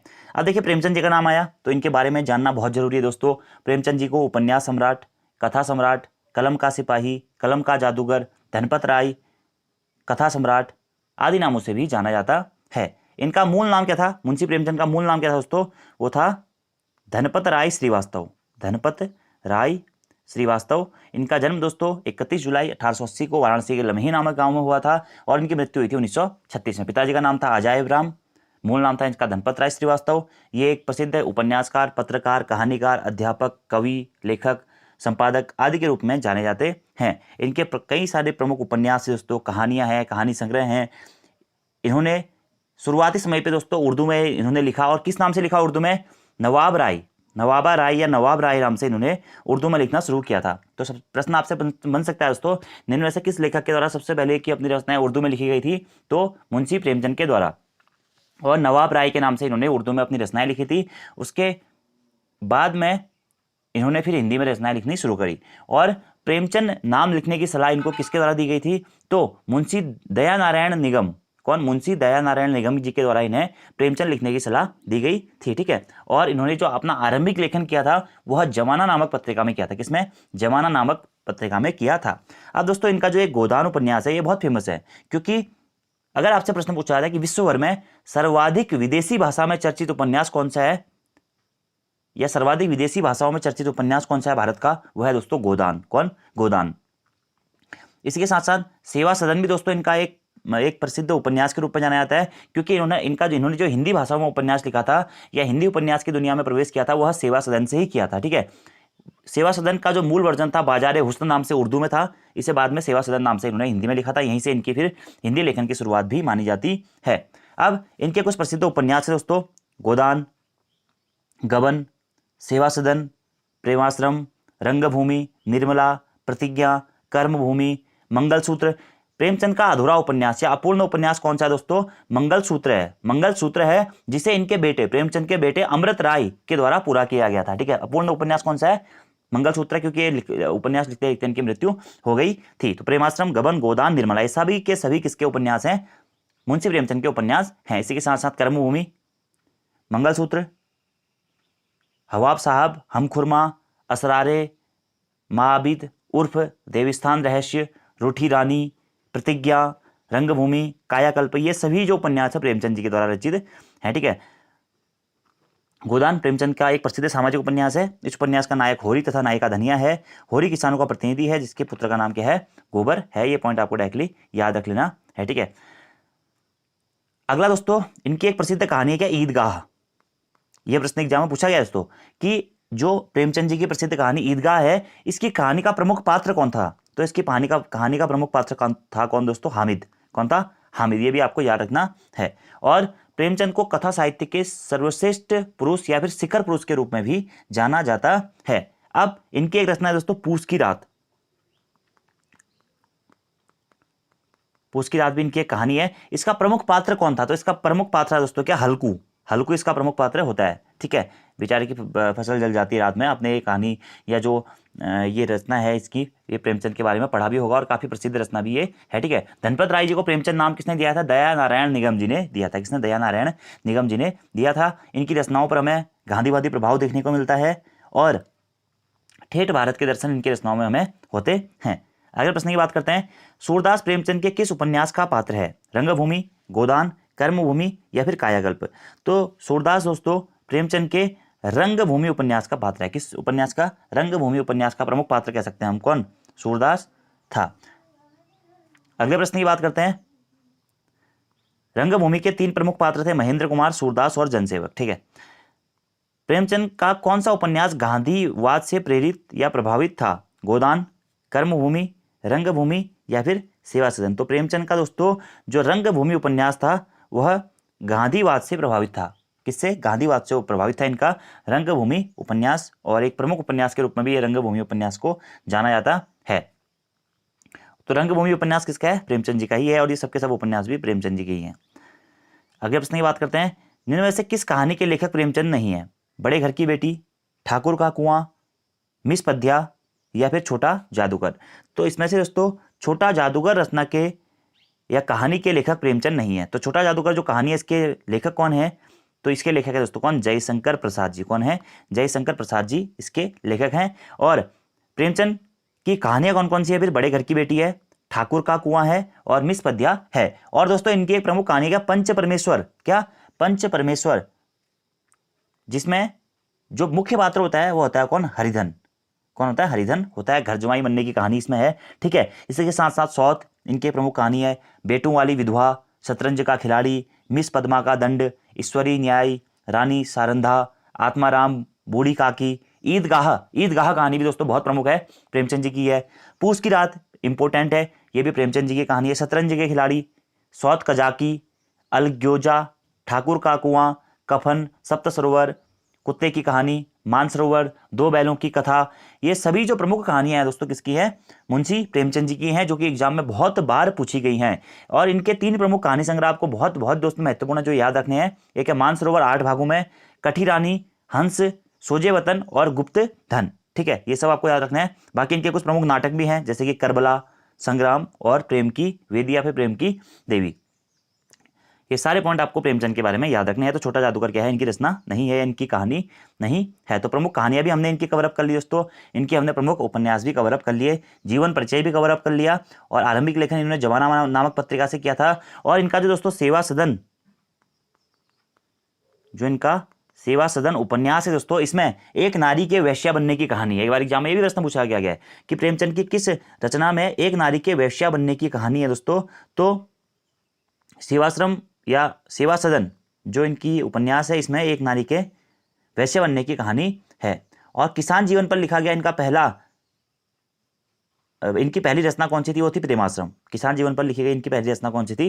प्रेमाश्रम थी। ये पॉइंट भी आपको डायरेक्टली याद रखना है। ठीक है, और इनकी प्रथम कहानी कौन सी थी? प्रेमचंद की प्रथम कहानी, अगर ये प्रश्न पूछा जाता है तो प्रेमचंद की प्रथम कहानी थी दोस्तों संसार का अनमोल रत्न। कौन सा? संसार का अनमोल रत्न।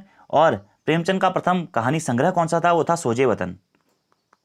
सोजे वतन। और इनकी अंतिम कहानी थी दोस्तों कौन सी? कफन। कफन इनकी अंतिम कहानी थी। और इनके प्रमुख नाटक भी थे क्या? करबला, संग्राम और प्रेम की वेदी। ये पॉइंट आपको मैंने पहले भी बता दिया है। इनका प्रथम उपन्यास कौन सा था? इनका प्रथम उपन्यास था दोस्तों क्या? प्रेमा। 2 सखियों के विवाह के संबंध में ये था। ठीक है, और मूल रूप से हिंदी में लिखित प्रथम उपन्यास कायाकल्प, या फिर दोस्तों हाँ कायाकल्प मूल रूप से हिंदी में लिखित इनका प्रमुख उपन्यास था क्या? कायाकल्प। प्रथम कहानी थी इनकी पंच परमेश्वर।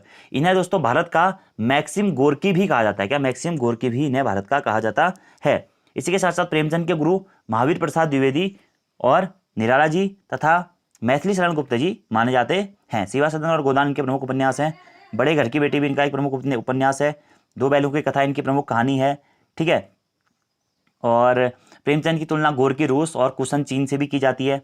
ठीक है, और प्रेमचंद को हिंदी एवं उर्दू के सर्वाधिक लोकप्रिय उपन्यासकार, कहानीकार और विचारक के रूप में भी जाना जाता है। इतने पॉइंट आपको प्रेमचंद से मोटे मोटे याद रखने हैं। और इन्होंने दोस्तों 1-2 पत्रिकाओं में भी काम किया था, माधुरी, हंस, मर्यादा और जागरण।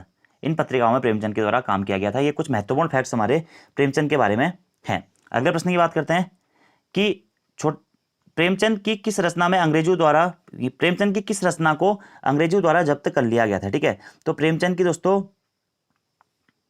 जो सोजे वतन रचना थी, कौन सी? सोजे वतन जो रचना थी इनकी, इन्हें अंग्रेजों के द्वारा जब्त कर लिया गया था। कौन सी? सोजे वतन, क्योंकि ये कहीं ना कहीं आज़ादी से संबंधित हमारी यह रचना थी, इसी कारण या कहानी थी आप कह सकते हैं, जिन्हें अंग्रेजों के द्वारा जब्त कर लिया गया था। ठीक है, अगले प्रश्न की बात करते हैं।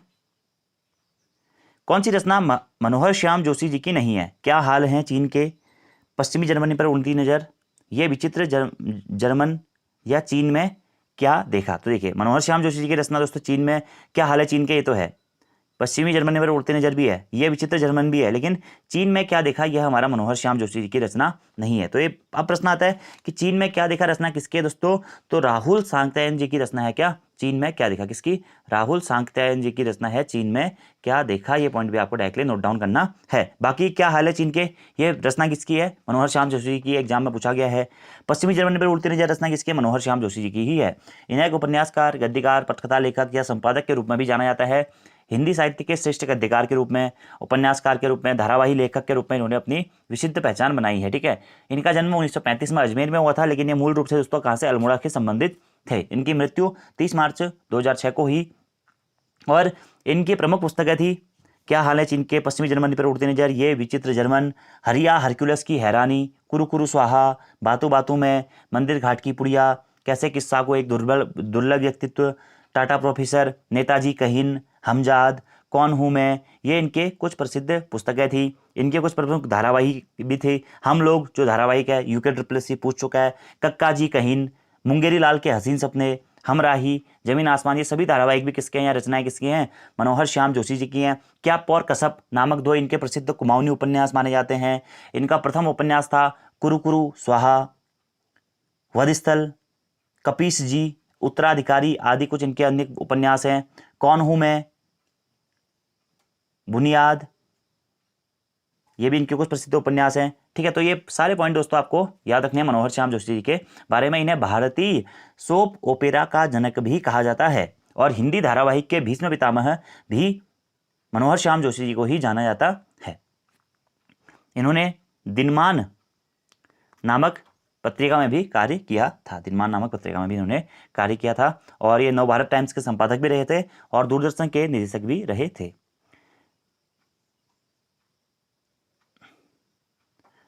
तो चीन में क्या देखा किसकी रचना है दोस्तों, राहुल सांकृत्यायन जी की रचना है। अगला प्रश्न है कि सप्तपर्णा किसकी कृति है। ठीक है, निराला जी की, प्रेमचंद जी की, प्रसाद जी की या फिर महादेवी वर्मा जी की। तो जो सप्तपर्णा है दोस्तों, यह महादेवी वर्मा जी की कृति है। किसकी, महादेवी वर्मा जी की कृति है।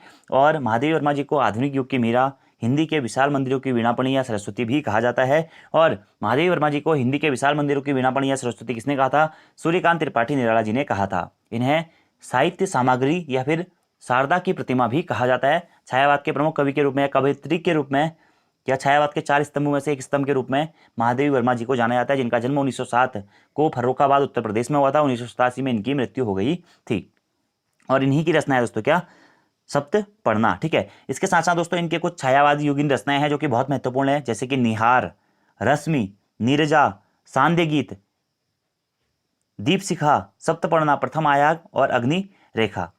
जिसमें से जो ये रश्मि, नीरजा, सांध्य गीत, निहार है, इनका संकलन यामा नाम से, तो यामा नाम से किसका संकलन किया गया है, किसकी छायावादी युगीन रचनाओं का संकलन किया गया है, तो वह महादेवी वर्मा जी का ही किया गया है। याद रखना आपको इनके बारे में पॉइंट। और ठाकुर जी भूले हैं, आज खरीदेंगे हम ज्वाला, ये इनके 2 प्रमुख दोस्तों बाल साहित्य माने जाते हैं। और इनका एक प्रमुख संस्मरण है दोस्तों क्या, भक्तिन। भक्तिन, तो भक्तिन किसकी रचना है, किसका संस्मरण है या स्मृति किसका संस्मरण है दोस्तों, तो यह हमारा महादेवी वर्मा जी का ही संस्मरण है। स्मृति की रेखाएं, भक्ति। ठीक है, और स्मृति की रेखा में संकलन इनकी कौन सी रचना है, अगर यह प्रश्न पूछा जाता है तो वहां पे भी आपको भक्तिन ही आंसर करना पड़ेगा। ठीक है, इंपॉर्टेंट क्वेश्चन है, एग्जाम में काफी बार यह प्रश्न पूछा भी जा चुका है। अगले प्रश्न की बात करते हैं, महादेवी वर्मा जी की अन्य रचना देखिए, निहार, रश्मि, यामा, दीपशिखा, सप्तपर्णा, सांध्य गीत। कौन सी रचना जयशंकर प्रसाद जी की नहीं है, कानन कुसुम, दीपशिखा, झरना या फिर कामायनी। तो दोस्तों जो ये दीपशिखा रचना है यह जयशंकर प्रसाद जी की नहीं है और ये दीपशिखा रचना किसकी है, यह भी महादेवी वर्मा जी की ही रचना है। किसकी, महादेवी वर्मा जी की ही रचना है क्या, दीपशिखा। ठीक है, अगले प्रश्न की बात करते हैं, कौन सा उपन्यास प्रेमचंद का नहीं है, सेवा सदन, गोदान, त्यागपत्र या फिर कर्म भूमि। तो स्पेशली दोस्तों जो त्यागपत्र उपन्यास है यह प्रेमचंद जी का नहीं है, जबकि सेवा सदन, गोदान और कर्मभूमि उपन्यास प्रेमचंद जी के हैं। अगले प्रश्न की बात करते हैं कि यामा के रचनाकार हैं कौन। अभी थोड़ी देर पहले बताया आपको दोस्तों, महादेवी वर्मा जी हमारी यामा के रचनाकार हैं। ठीक है, और जो गिल्लू रचना है दोस्तों ये भी किसकी है, महादेवी वर्मा जी की है। क्षणदा जो रचना है महादेवी वर्मा जी की है। स्मृति की रेखाएं, निहार, रश्मि, ये सभी दोस्तों इनकी ही रचनाएं हैं। ठीक है, और यामा के लिए दोस्तों इन्हें 1982 में 18वां ज्ञानपीठ पुरस्कार भी दिया गया है। इसके लिए, यामा के लिए। ठीक है, और इन्होंने चांद पत्रिका में दोस्तों संपादन का कार्य भी किया था और इन्हें 1988 में दोस्तों पद्म विभूषण से सम्मानित किया गया। कब, 1988 में। और पद्म भूषण से सम्मानित किया गया 1956 में। कब, 1956 में। 1991 में इनके ऊपर 2 रुपये का डाक टिकट भी जारी किया गया।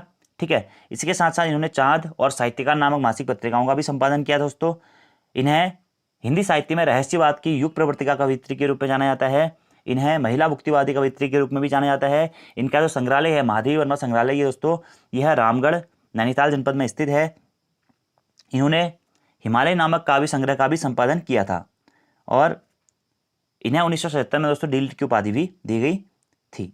इतने पॉइंट आप लोगों को महादेवी वर्मा जी के बारे में डायरेक्टली याद रखने हैं, जो कि एग्जाम में भी पूछे जा सकते हैं। तो एक प्रश्न मैं आपसे पूछता हूँ कि इनकी जो भक्तिन रचना है वह किस कृति की है, और यह प्रश्न मैं आपको 4 से 5 बार पहले करवा चुका हूँ। और इनकी जो कुछ अन्य रचनाएं थी जैसे कि अग्निरेखा, प्रथम आयाम, निहारिका, संकल्पिता, गिल्लू, क्षणदा, मेरा परिवार, पथ के साथी, अतीत के चलचित्र, ये भी मैं आपको सब पहले करवा चुका हूँ। अगले प्रश्न की बात करते हैं कि कौन सा उपन्यास प्रेमचंद द्वारा रचित नहीं है? राग दरबारी, रंगभूमि, कर्मभूमि या फिर सेवा सदन। तो राग दरबारी जो उपन्यास है दोस्तों वह प्रेमचंद द्वारा रचित नहीं है, जबकि रंगभूमि, कर्मभूमि, सेवा सदन ये इनके ही उपन्यास हैं। अगले प्रश्न की बात करते हैं, आपका बंटी किस विधा की रचना है?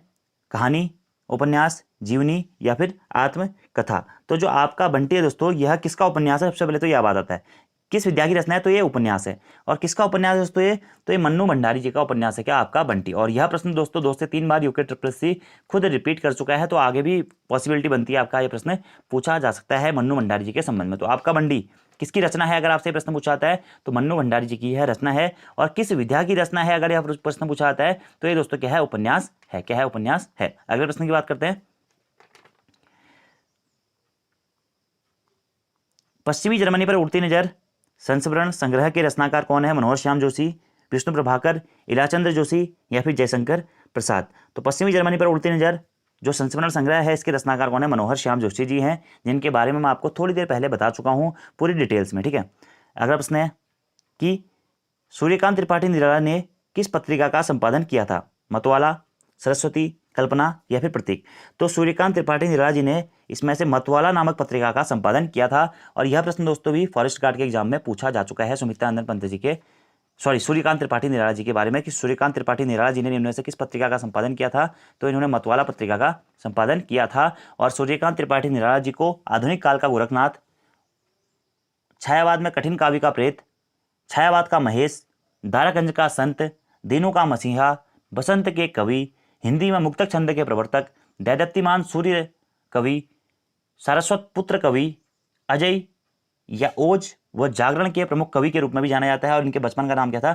सूर्य कुमार नाम से भी नहीं जाना जाता है। कौन? सूर्यकांत त्रिपाठी निराला, जिन्होंने किस पत्रिका का संपादन किया था? मतवाला नामक पत्रिका का संपादन इनके द्वारा किया गया था, ठीक है। और समन्वय नामक पत्रिका और सुधा नामक पत्रिका का भी संपादन इन्होंने किया। समन्वय और सुधा, इन पत्रिकाओं का संपादन भी दोस्तों सूर्यकांत त्रिपाठी निराला जी के द्वारा किया गया था। अगले प्रश्न की बात करते हैं, बाकी इनके बारे में आपको अगली वीडियो में बताऊंगा कुछ चीजें। मनोहर श्याम जोशी जी की सिल्वर वेडिंग कहानी का प्रमुख पात्र कौन है? तो सिल्वर वेडिंग क्या है? कहानी है। किसकी है? मनोहर श्याम जोशी जी की है। और इसका प्रमुख पात्र कौन है दोस्तों? यशोधर बाबू सिल्वर वेडिंग कहानी का हमारा प्रमुख पात्र थे। फॉरेस्ट गार्ड के एग्जाम में यह प्रश्न भी पूछा जा चुका है। कौन? यशोधर बाबू। पुरस्कार कहानी के लेखक कौन है? प्रेमचंद, जयशंकर प्रसाद, जैनेन्द्र या फिर मनोहर श्याम जोशी। तो जो हमारा पुरस्कार कहानी है दोस्तों इसके लेखक कौन है? जयशंकर प्रसाद जी पुरस्कार कहानी के लेखक है। कौन? जयशंकर प्रसाद जी। अब दोस्तों जयशंकर प्रसाद जी भी एक बहुत महत्वपूर्ण राइटर है, क्योंकि यहाँ से भी यूके ट्रिपल से 2 से 3 बार एग्जाम में प्रश्न पूछ चुका है। इन्हें आधुनिक कविता के सुमेरु या फिर झारखंडी या फिर कलाधर नाम से भी जाना जाता है। और एक प्रमुख कवि, नाटककार, उपन्यासकार, निबंधकार के रूप में जयशंकर प्रसाद जी को जाना जाता है। और छायावाद का ब्रह्मा किसे कहा जाता है? जयशंकर प्रसाद जी को ही कहा जाता है। इनका जन्म 1889 को उत्तर प्रदेश के वाराणसी में हुआ था दोस्तों, और इनकी मृत्यु हो गई थी 1937 में। और छायावाद के 4 स्तंभों में से एक स्तंभ के रूप में हमारा जयशंकर प्रसाद जी को जाना जाता है। तो कभी कभी क्या होगा दोस्तों, आपसे 4 प्रश्न पूछ लेगा, इनमें से कौन सा छायावादी कवि नहीं है? तो छायावाद के 4 स्तंभ माने जाते हैं। कौन? सुमित्रा नंदन पंत जी, जयशंकर प्रसाद जी, महादेवी वर्मा जी और सूर्यकांत त्रिपाठी निराला जी। ये पॉइंट आपको डायरेक्टली इनके बारे में याद रखने हैं। और जयशंकर प्रसाद जी का पोस्टमार्टम मैं आपको पहले करके बता चुका हूँ। सारी रचनाएं इनकी मैं आपको एक वीडियो में बता चुका हूँ, ठीक है। और इन्हें कभी कभी हिंदी में ताजमहल कह के भी संबोधित किया जाता है। इनकी जो कामायनी रचना थी या कामायनी महाकाव्य था, जो कि इनकी अंतिम काव्य कृति के रूप में भी जानी जाती है। और कामायनी के जो प्रमुख पात्र थे होते कौन? मनु, श्रद्धा और ईड़ा। इनकी प्रथम जो काव्य कृति थी वो उर्वशी नाम से जानी जाती है। कामायनी और प्रेम प्रतीक इनके प्रबंध काव्य के रूप में जाने जाते हैं। और करुणालय इनका गीति काव्य के रूप में जाना जाता है। इसके साथ साथ चित्राधार, आंसू, लहर, झरना, संदेह, आंधी, स्कंदगुप्त, कामायनी, ये इनके कुछ अन्य रचनाएं हैं, जैसे एक घूंट, ग्राम, कंकाल तितली, इरावती, राज्यश्री, उर्वशी, वन मिलन, प्रेम राज्य, शोकोच्छ्वास, प्रभुवाहन, ग्राम, छाया, इंद्रजाल, आकाशी, छोटा जादूगर, ये इनकी कुछ अन्य रचनाएं हैं। और इनकी हिंदी का प्रथम एकांकी कौन सा था? एक घूंट। एक घूंट इनकी हिंदी का प्रथम एकांकी था और इन्होंने इंदु नामक साहित्यिक पत्रिका का संपादन भी किया था। ये प्रश्न आपके अभी आगे भी आएंगे। 18वां प्रश्न है कि मुंशी प्रेमचंद का जन्म कहाँ हुआ था? कानपुर में, वाराणसी में, आरामपुर में या फिर गाजियाबाद में? यह प्रश्न भी देखिए दोस्तों, उत्तर प्रदेश पुलिस कांस्टेबल में एक बार पूछा चुका है। तो मुंशी प्रेमचंद जी का जन्म 31 जुलाई 1880 को वाराणसी उत्तर प्रदेश के लम्ही नामक गांव में हुआ था। तो इनका आंसर हो जाएगा क्या? वाराणसी। वाराणसी उत्तर प्रदेश के लम्ही नामक गांव में इनका जन्म हुआ था। अगले प्रश्न की बात करते हैं कि निर्मला उपन्यास का लेखक कौन है? तो निर्मला उपन्यास के लेखक है कौन? प्रेमचंद, जयशंकर प्रसाद, यशपाल या फिर भीष्म साहनी? तो जो इनका निर्मला नामक उपन्यास है दोस्तों, इसके लेखक कौन है? वो हैं प्रेमचंद जी। कौन है? निर्मला उपन्यास के लेखक कौन है? प्रेमचंद जी, जो मैं आपको पहले भी बता चुका हूँ। अगला और आज का दोस्तों लास्ट क्वेश्चन है कि अतीत के चलचित्र किसकी रचनाएं हैं? ये भी मैंने आपको थोड़ी देर पहले दोस्तों बता दिया है कि अतीत के चलचित्र महादेवी वर्मा जी की रचना है। तो जो भी मैं पॉइंट आपको एडिशनली बताता हूँ ना, आप ये मत कि सीरीज के फूल किसकी रचना है? महादेवी वर्मा, हजारी प्रसाद द्विवेदी, जयशंकर प्रसाद या फिर प्रेमचंद? तो सीरीज के फूल दोस्तों, ये रचना किसकी है? यह है हजारी प्रसाद द्विवेदी जी की रचना है सीरीज के फूल। अब हजारी प्रसाद द्विवेदी जी भी दोस्तों यूके ट्रिपल के पॉइंट ऑफ व्यू से काफ़ी इंपॉर्टेंट टॉपिक है और यहाँ से एग्जाम में काफ़ी बार प्रश्न भी पूछे जाते रहे हैं। थोड़ा सा हजारी प्रसाद द्विवेदी जी के बारे में जान लेते हैं। इनके बचपन का नाम था दोस्तों क्या? वैद्यनाथ। हजारी प्रसाद द्विवेदी जी का बचपन का पूरा नाम क्या था? वो था वैद्यनाथ। और इनका जन्म दोस्तों 19 अगस्त 1907 को उत्तर प्रदेश के बलिया में हुआ था और बचपन का नाम था इनका वैद्यनाथ द्विवेदी। वैद्यनाथ द्विवेदी। इसी के साथ साथ दोस्तों यह खड़ी बोली में अपनी रचनाएं करते थे अधिकतर और इनके अधिकांशतः जो निबंध हैं वह व्यंग्य शैली या फिर गवेषणात्मक शैली में माने जाते हैं। ये दोस्तों एक प्रमुख हिंदी, अंग्रेजी, संस्कृत, बांग्ला भाषाओं के विद्वान के रूप में भी जाने जाते हैं और एक प्रसिद्ध लेखक, कवि, अध्यापक, निबंधकार, संपादक के रूप में भी इन्होंने बहुत प्रसिद्धि पाई है। इसी के साथ साथ दोस्तों इनकी कुछ प्रमुख उपन्यास हैं, जैसे कि क्या? बाण भट्ट की आत्मकथा, अनाम दास का पौधा, चारुचंद्र लेख और पुनर्नवा। ये सब के सब उपन्यास दोस्तों बहुत महत्वपूर्ण है इनके। क्या? बाण भट्ट की आत्मकथा, अनाम दास का पौधा, चारुचंद्र लेख और पुनर्नवा, ये क्या है? इनके उपन्यास हैं। 1957 में दोस्तों इन्हें पद्म भूषण पुरस्कार से भी सम्मानित किया जा चुका है। कब? 1957 में इन्हें पद्म भूषण पुरस्कार से सम्मानित किया जा चुका है। 1997 में इन पर 2 रुपये का डाक टिकट भी जारी किया गया था। लखनऊ विश्वविद्यालय ने इन्हें डीलिट की उपाधि भी दी है। इसी के साथ साथ दोस्तों हजारी प्रसाद द्विवेदी जी को हिंदी साहित्य में उच्च कोटि का निबंधकार और आलोचक के रूप में जाना जाता है। उच्च कोटि का निबंधकार और आलोचक के रूप में इन्हें जाना जाता है। इसी के साथ साथ दोस्तों परंपरा की दृष्टि से रचित हिंदी साहित्य इतिहास का प्रथम ग्रंथ हिंदी साहित्य की भूमिका भी किसके द्वारा लिखा गया है? हजारी प्रसाद द्विवेदी जी के द्वारा लिखा गया है। इन्हें आधुनिक काल के प्रमुख कवि के रूप में भी जाना जाता है। 1930 में दोस्तों इन्हें काशी हिंदू विश्वविद्यालय के द्वारा ज्योतिषाचार्य की उपाधि से नवाजा गया था और सन 1973 में हजारी प्रसाद द्विवेदी जी को उनके निबंध या आलोक पर्व निबंध के लिए साहित्य अकादमी पुरस्कार से सम्मानित किया गया था। और इनके कुछ प्रमुख रचनाएं हैं सीरीज के फूल, विचार प्रवाह, हिंदी साहित्य का आदिकाल, नाथ संप्रदाय, पृथ्वीराज रासो, वैसे तो चंद्र बरदाई का लेकिन इनके द्वारा भी लिखा गया इसके ऊपर, महापुरुषों का स्मरण, विश्व भारती शांति निकेतन नामक पत्रिका का संपादन भी इनके द्वारा किया गया था। और इसी के साथ साथ अशोक का फूल, विष के दंत, साहित्य काल का आदिकाल, हिंदी साहित्य का आदिकाल, नाथ संप्रदाय, हिंदी साहित्य की भूमिका, कबीर, सूर साहित्य, कालिदास की ललित योजना, ठाकुर के बटोरे, विचार और वितर्क, ये प्रमुख रचनाएं किसकी हैं? यह हजारी प्रसाद द्विवेदी जी की हैं। ये आपको डायरेक्टली दोस्तों याद करनी है, एग्जाम के पॉइंट ऑफ व्यू से बहुत महत्वपूर्ण है। अगले प्रश्न की बात करते हैं, उत्तराखंड का आंचलिक कथाकार किसे कहा जाता है? तो ये प्रश्न तो आप सभी लोगों को आता होगा दोस्तों कि उत्तराखंड का आंचलिक कथाकार किसे कहता है? शैलेश मटियानी जी को उत्तराखंड के आंचलिक कथाकार के रूप में जाना जाता है। और अगर हम शैलेश मटियानी जी की बात करें दोस्तों तो यूके ट्रिपल के पॉइंट ऑफ व्यू से ये बहुत महत्वपूर्ण हो जाते हैं क्योंकि बहुत बार यहाँ से एग्जाम में प्रश्न बना है। शैलेश मटियानी, जिनका पूरा नाम क्या था? रमेश चंद्र मटियानी था और इनका जन्म दोस्तों 14 अक्टूबर 1931 को अल्मोड़ा के बाड़ेसीना नामक गांव में हुआ था और इनकी मृत्यु हुई थी 2001 में। इन्हें एक प्रसिद्ध हिंदी लेखक, कवि, उपन्यासकार और निबंधकार के रूप में जाना जाता है। और आधुनिक हिंदी साहित्य में नई कहानी आंदोलन के प्रसिद्ध कहानीकार और गद्यकार के रूप में भी शैलेश मटियानी जी को ही जाना जाता है। और ये इंपॉर्टेंट इसलिए भी है क्योंकि इनका संबंध अल्मोड़ा से है। और डायरेक्टली एक बार दोस्तों एग्जाम में यह प्रश्न भी पूछा गया है कि शैलेश मटियानी का जन्म कहाँ हुआ था, तो बाड़ेछीना अल्मोड़ा नामक स्थान पे इनका जन्म हुआ था। इसी के साथ साथ दोस्तों बचपन का नाम रमेश चंद्र भटियानी था। अल्मोड़ा में इनका जन्म हुआ था। यूके ट्रिपल से पूछा जा चुका है ये प्रश्न। उत्तराखंड के आंचलिक कथाकार या फिर जन कथाकार के रूप में इन्हें जाना जाता है। इनके द्वारा दोस्तों विकल्प और जनपक्ष, ये प्रश्न भी एग्जाम में पूछा गया है कि विकल्प और जनपक्ष नामक पत्रिकाओं का संपादन किसके द्वारा किया गया, तो विकल्प और जनपक्ष नामक पत्रिकाओं का संपादन भी शैलेश मटियानी जी के द्वारा किया गया। इसी के साथ साथ शैलेश मटियानी जी के द्वारा कई ग्रंथ लिखे गए हैं दोस्तों, जिसमें इनका जो प्रमुख उपन्यास या प्रसिद्ध उपन्यास है वो है बोरीवाली से बोरीबंदर। बोरीवाली से बोरीबंदर जो कि 1959 के आसपास में प्रकाशित हुआ था। और ये बहुत महत्वपूर्ण दोस्तों एक उपन्यास है इनका, जो कि एग्जाम में बहुत बार पूछा गया। क्या बोरीवली से बोरीबंदर उपन्यास किसके द्वारा लिखा गया है, शैलेश मटियानी जी के द्वारा लिखा गया है। इसी के साथ साथ इनके कुछ अन्य कहानी संग्रह हैं, जैसे कि मेरी 33 कहानियां, तीसरा सुख, जंगल में मंगल, महाभोज, प्यास और पत्थर, वर्ष की चट्टानें, अर्धांगिनी और पोस्टमैन, रंगमहल, ये इनकी कुछ अन्य कहानियां हैं। इसी के साथ साथ इनके कुछ अन्य रचनाएं भी हैं या लोक कथा संग्रह हैं दोस्तों, जैसे कि कुमाऊं की लोक गाथाएं, अल्मोड़ा की लोक गाथाएं या गाथाएं, अल्मोड़ा की कथाएं, एक मुट्ठी सरसों, बारामंडल की लोक कथाएं, डोटी प्रदेश की लोक कथाएं, ये इनके कुछ लोक कथाएं हैं।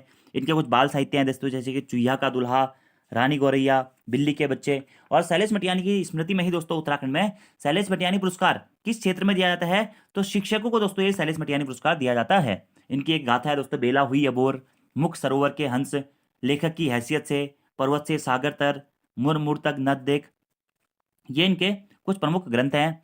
बाकी इनके कुछ प्रमुख उपन्यास हैं, जैसे कि बोरीवाली से बोरीबंदर तक, चिट्ठीर सेन, अर्धांगिनी, राष्ट्रभाषा का सवाल, किस्सा नर्मदा बने गंगूबाई, आकाश कितना अनंत है, 52 नदियों का संगम, चंद औरतों का शहर, ये इनके कुछ अन्य उपन्यास भी हैं। तो इनकी जो प्रमुख रचनाएं थी वो मैंने लगभग दोस्तों आपको बता दी हैं, ठीक है। और यहाँ से अगर एग्जाम में प्रश्न पूछा जाना होगा तो पूछ लिया जाएगा। और 1983 में इन्हें फणीश्वर नाथ रेणु पुरस्कार से सम्मानित किया गया था। 1994 में इन्हें कुमाऊं विश्वविद्यालय के द्वारा डीलिट की उपाधि से भी सम्मानित किया गया है।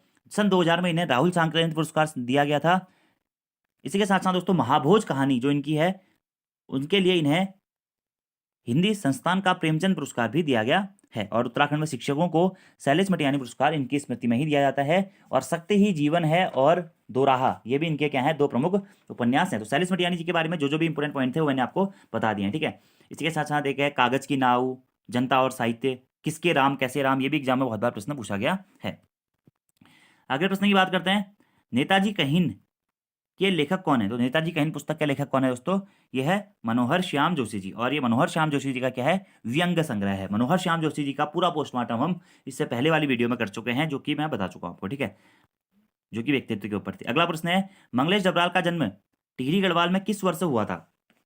अब देखिए दोस्तों, मंगलेश डबराल का भी संबंध उत्तराखंड के पॉइंट ऑफ व्यू से बहुत महत्वपूर्ण है, क्योंकि ये उत्तराखंड से ही बिलोंग करते हैं। इन्हें एक वामपंथी लेखक या आधुनिक कवि के रूप में जाना जाता है, जिनका जन्म 16 मई 1948 को टिहरी गढ़वाल जनपद के काफलपानी नामक गांव में हुआ था। इनके एक प्रसिद्ध लेखक, साहित्यकार, कवि, संपादक और अनुवादक के रूप में जाना जाता है। और सन 2000 में इन्हें इनकी रचना हम जो देखते हैं के लिए साहित्य अकादमी पुरस्कार से भी सम्मानित किया गया था। हम जो देखते हैं रचना के लिए इन्हें क्या, साहित्य अकादमी पुरस्कार से भी सम्मानित किया गया था। ये पॉइंट भी आपको डायरेक्टली नोट करना है। अब इनके कुछ प्रमुख पुस्तकें हैं दोस्तों, जो कि एग्जाम में बहुत बार पूछी जाती है, जैसे कि क्या, पहाड़ पर लालटेन, एग्जाम में पूछा गया बहुत बार। पहाड़ पर लालटेन किसका पुस्तक है, मंगलेश डबराल जी की है। लेखक की रोटी किसकी पुस्तक है, मंगलेश डबराल जी की है। कवि का अकेलापन किसकी पुस्तक है, मंगलेश डबराल जी की है। संगतकार, ये भी इनकी पुस्तक है। आवाज भी एक जगह है, एक बार आयुवा, लेखक की रोटी, कवि का अकेलापन, ये सभी जो रचनाएं हैं किसकी हैं या पुस्तकें हैं किसकी हैं, मंगलेश डबराल जी की हैं, जिनका जन्म 1948 में टिहरी गढ़वाल जनपद में हुआ था। इसी के साथ साथ दोस्तों इन्होंने हिंदी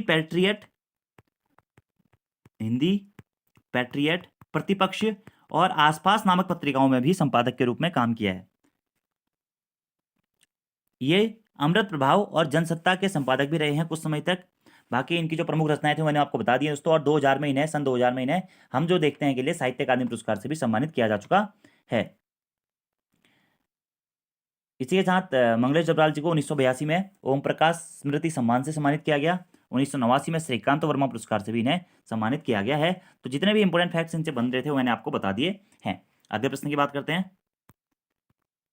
निम्न में से कौन सा उपन्यास हजारी प्रसाद द्विवेदी जो द्वारा लिखित नहीं है? अभी थोड़ी देर पहले ही मैंने आपको हजारी प्रसाद द्विवेदी जी के बारे में बताया दोस्तों। तो देखिए, बाणभट्टे की आत्मकथा इनका ही उपन्यास है। अनाम दास का पौधा भी हजारी प्रसाद द्विवेदी जी का के द्वारा लिखित उपन्यास है। चारुचंद्र लेख भी हजारी प्रसाद द्विवेदी जी द्वारा लिखित उपन्यास है। तो कौन सा नहीं है दोस्तों? ज्वाला और जल, ये जो उपन्यास है यह हजारी प्रसाद द्विवेदी जी द्वारा लिखित नहीं है। ये भी आपको डायरेक्टली याद रखना है।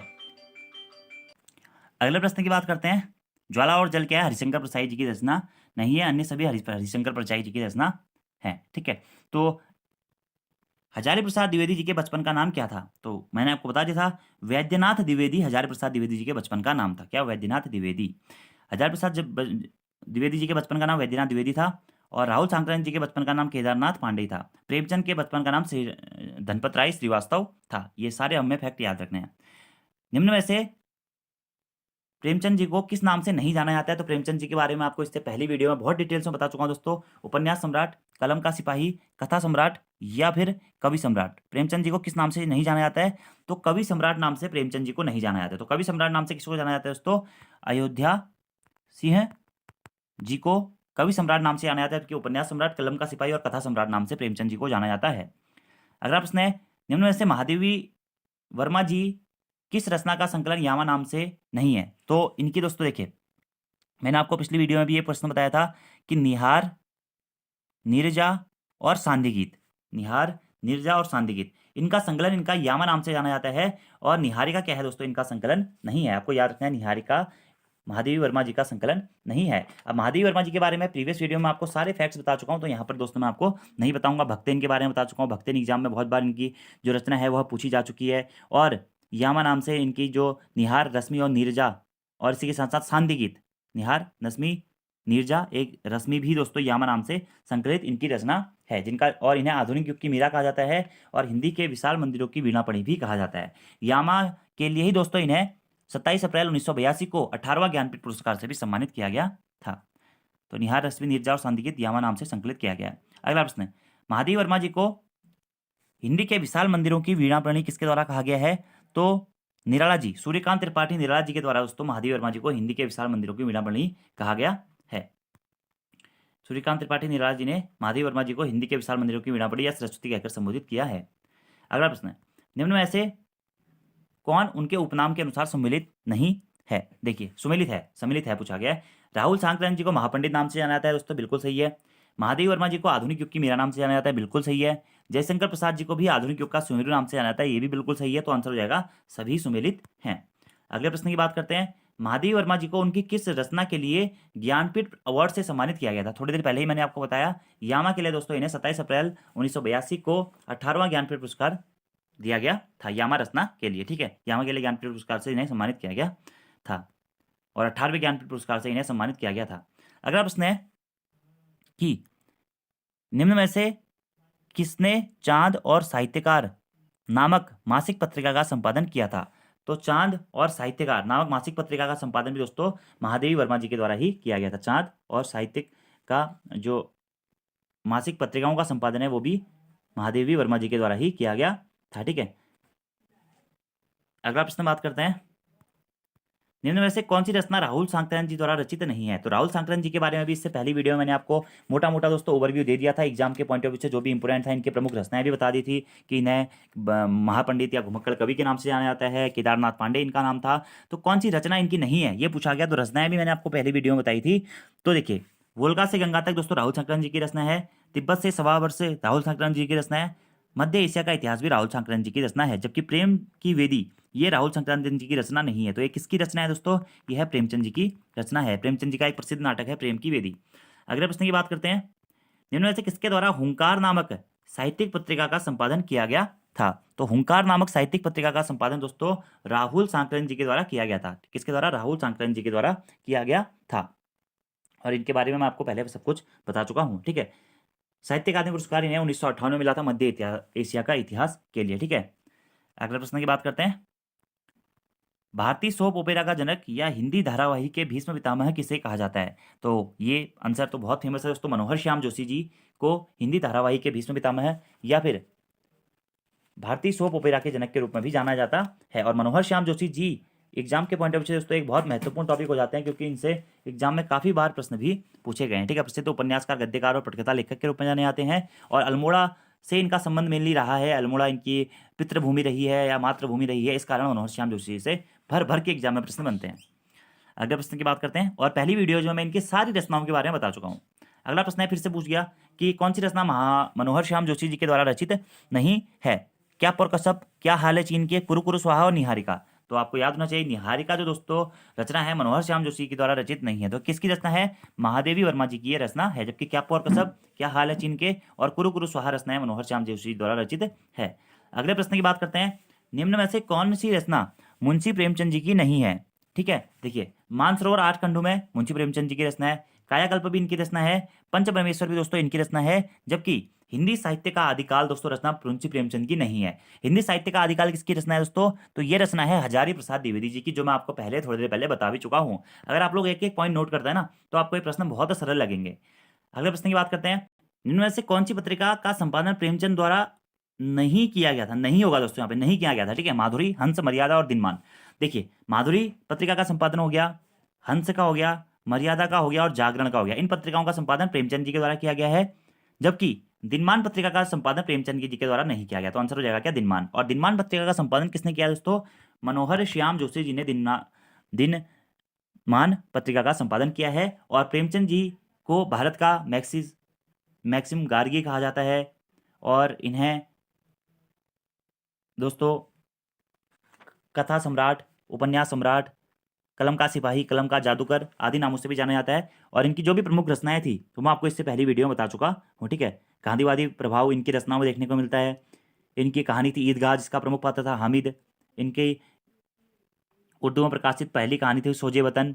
दया नारायण निगम ने इन्हें प्रेमचंद नाम दिया था। ये सारे फैक्ट्स मैं आपको पहले बता चुका हूँ। तो दिनमान पत्रिका का संपादन मनोहर श्याम जोशी द्वारा किया गया था। अगला प्रश्न है, घुमक्कड़ प्रजाति के कारण निम्न में से किसे हिंदी यात्रा साहित्य के भीष्म पितामह के रूप में जाना जाता है? तो जहां पे घुमक्कड़ नाम आएगा वहां पे बस एक ही चीज याद आती है दोस्तों हमें, केदारनाथ पांडे या फिर राहुल सांकरन जी। ठीक है, तो घुमक्कड़ प्रजाति के कारण निम्न में से किसने हिंदी साहित्य का भीष्म पितामह कहा जाता है या पितामह कहा जाता है? ये राहुल सांकरन जी को कहा जाता है। अब दोस्तों आपसे एक प्रश्न पूछता हूँ कि उत्तराखंड साहित्य के भीष्म पितामह के रूप में कौन जाना जाता है? इसका आंसर आप कमेंट बॉक्स में दीजिएगा। अगला प्रश्न है, प्रेमचंद का अपूर्ण उपन्यास कौन सा है दोस्तों? तो बताने वाली कोई बात है ही नहीं दोस्तों। मंगलसूत्र जो उपन्यास है वह प्रेमचंद जी का अपूर्ण उपन्यास है, जिन्हें इनके बेटे अमृत राय जी के द्वारा बाद में पूरा किया गया था। अगले प्रश्न की बात करते हैं, निम्न में से कौन सी रचना प्रेमचंद जी की नहीं है?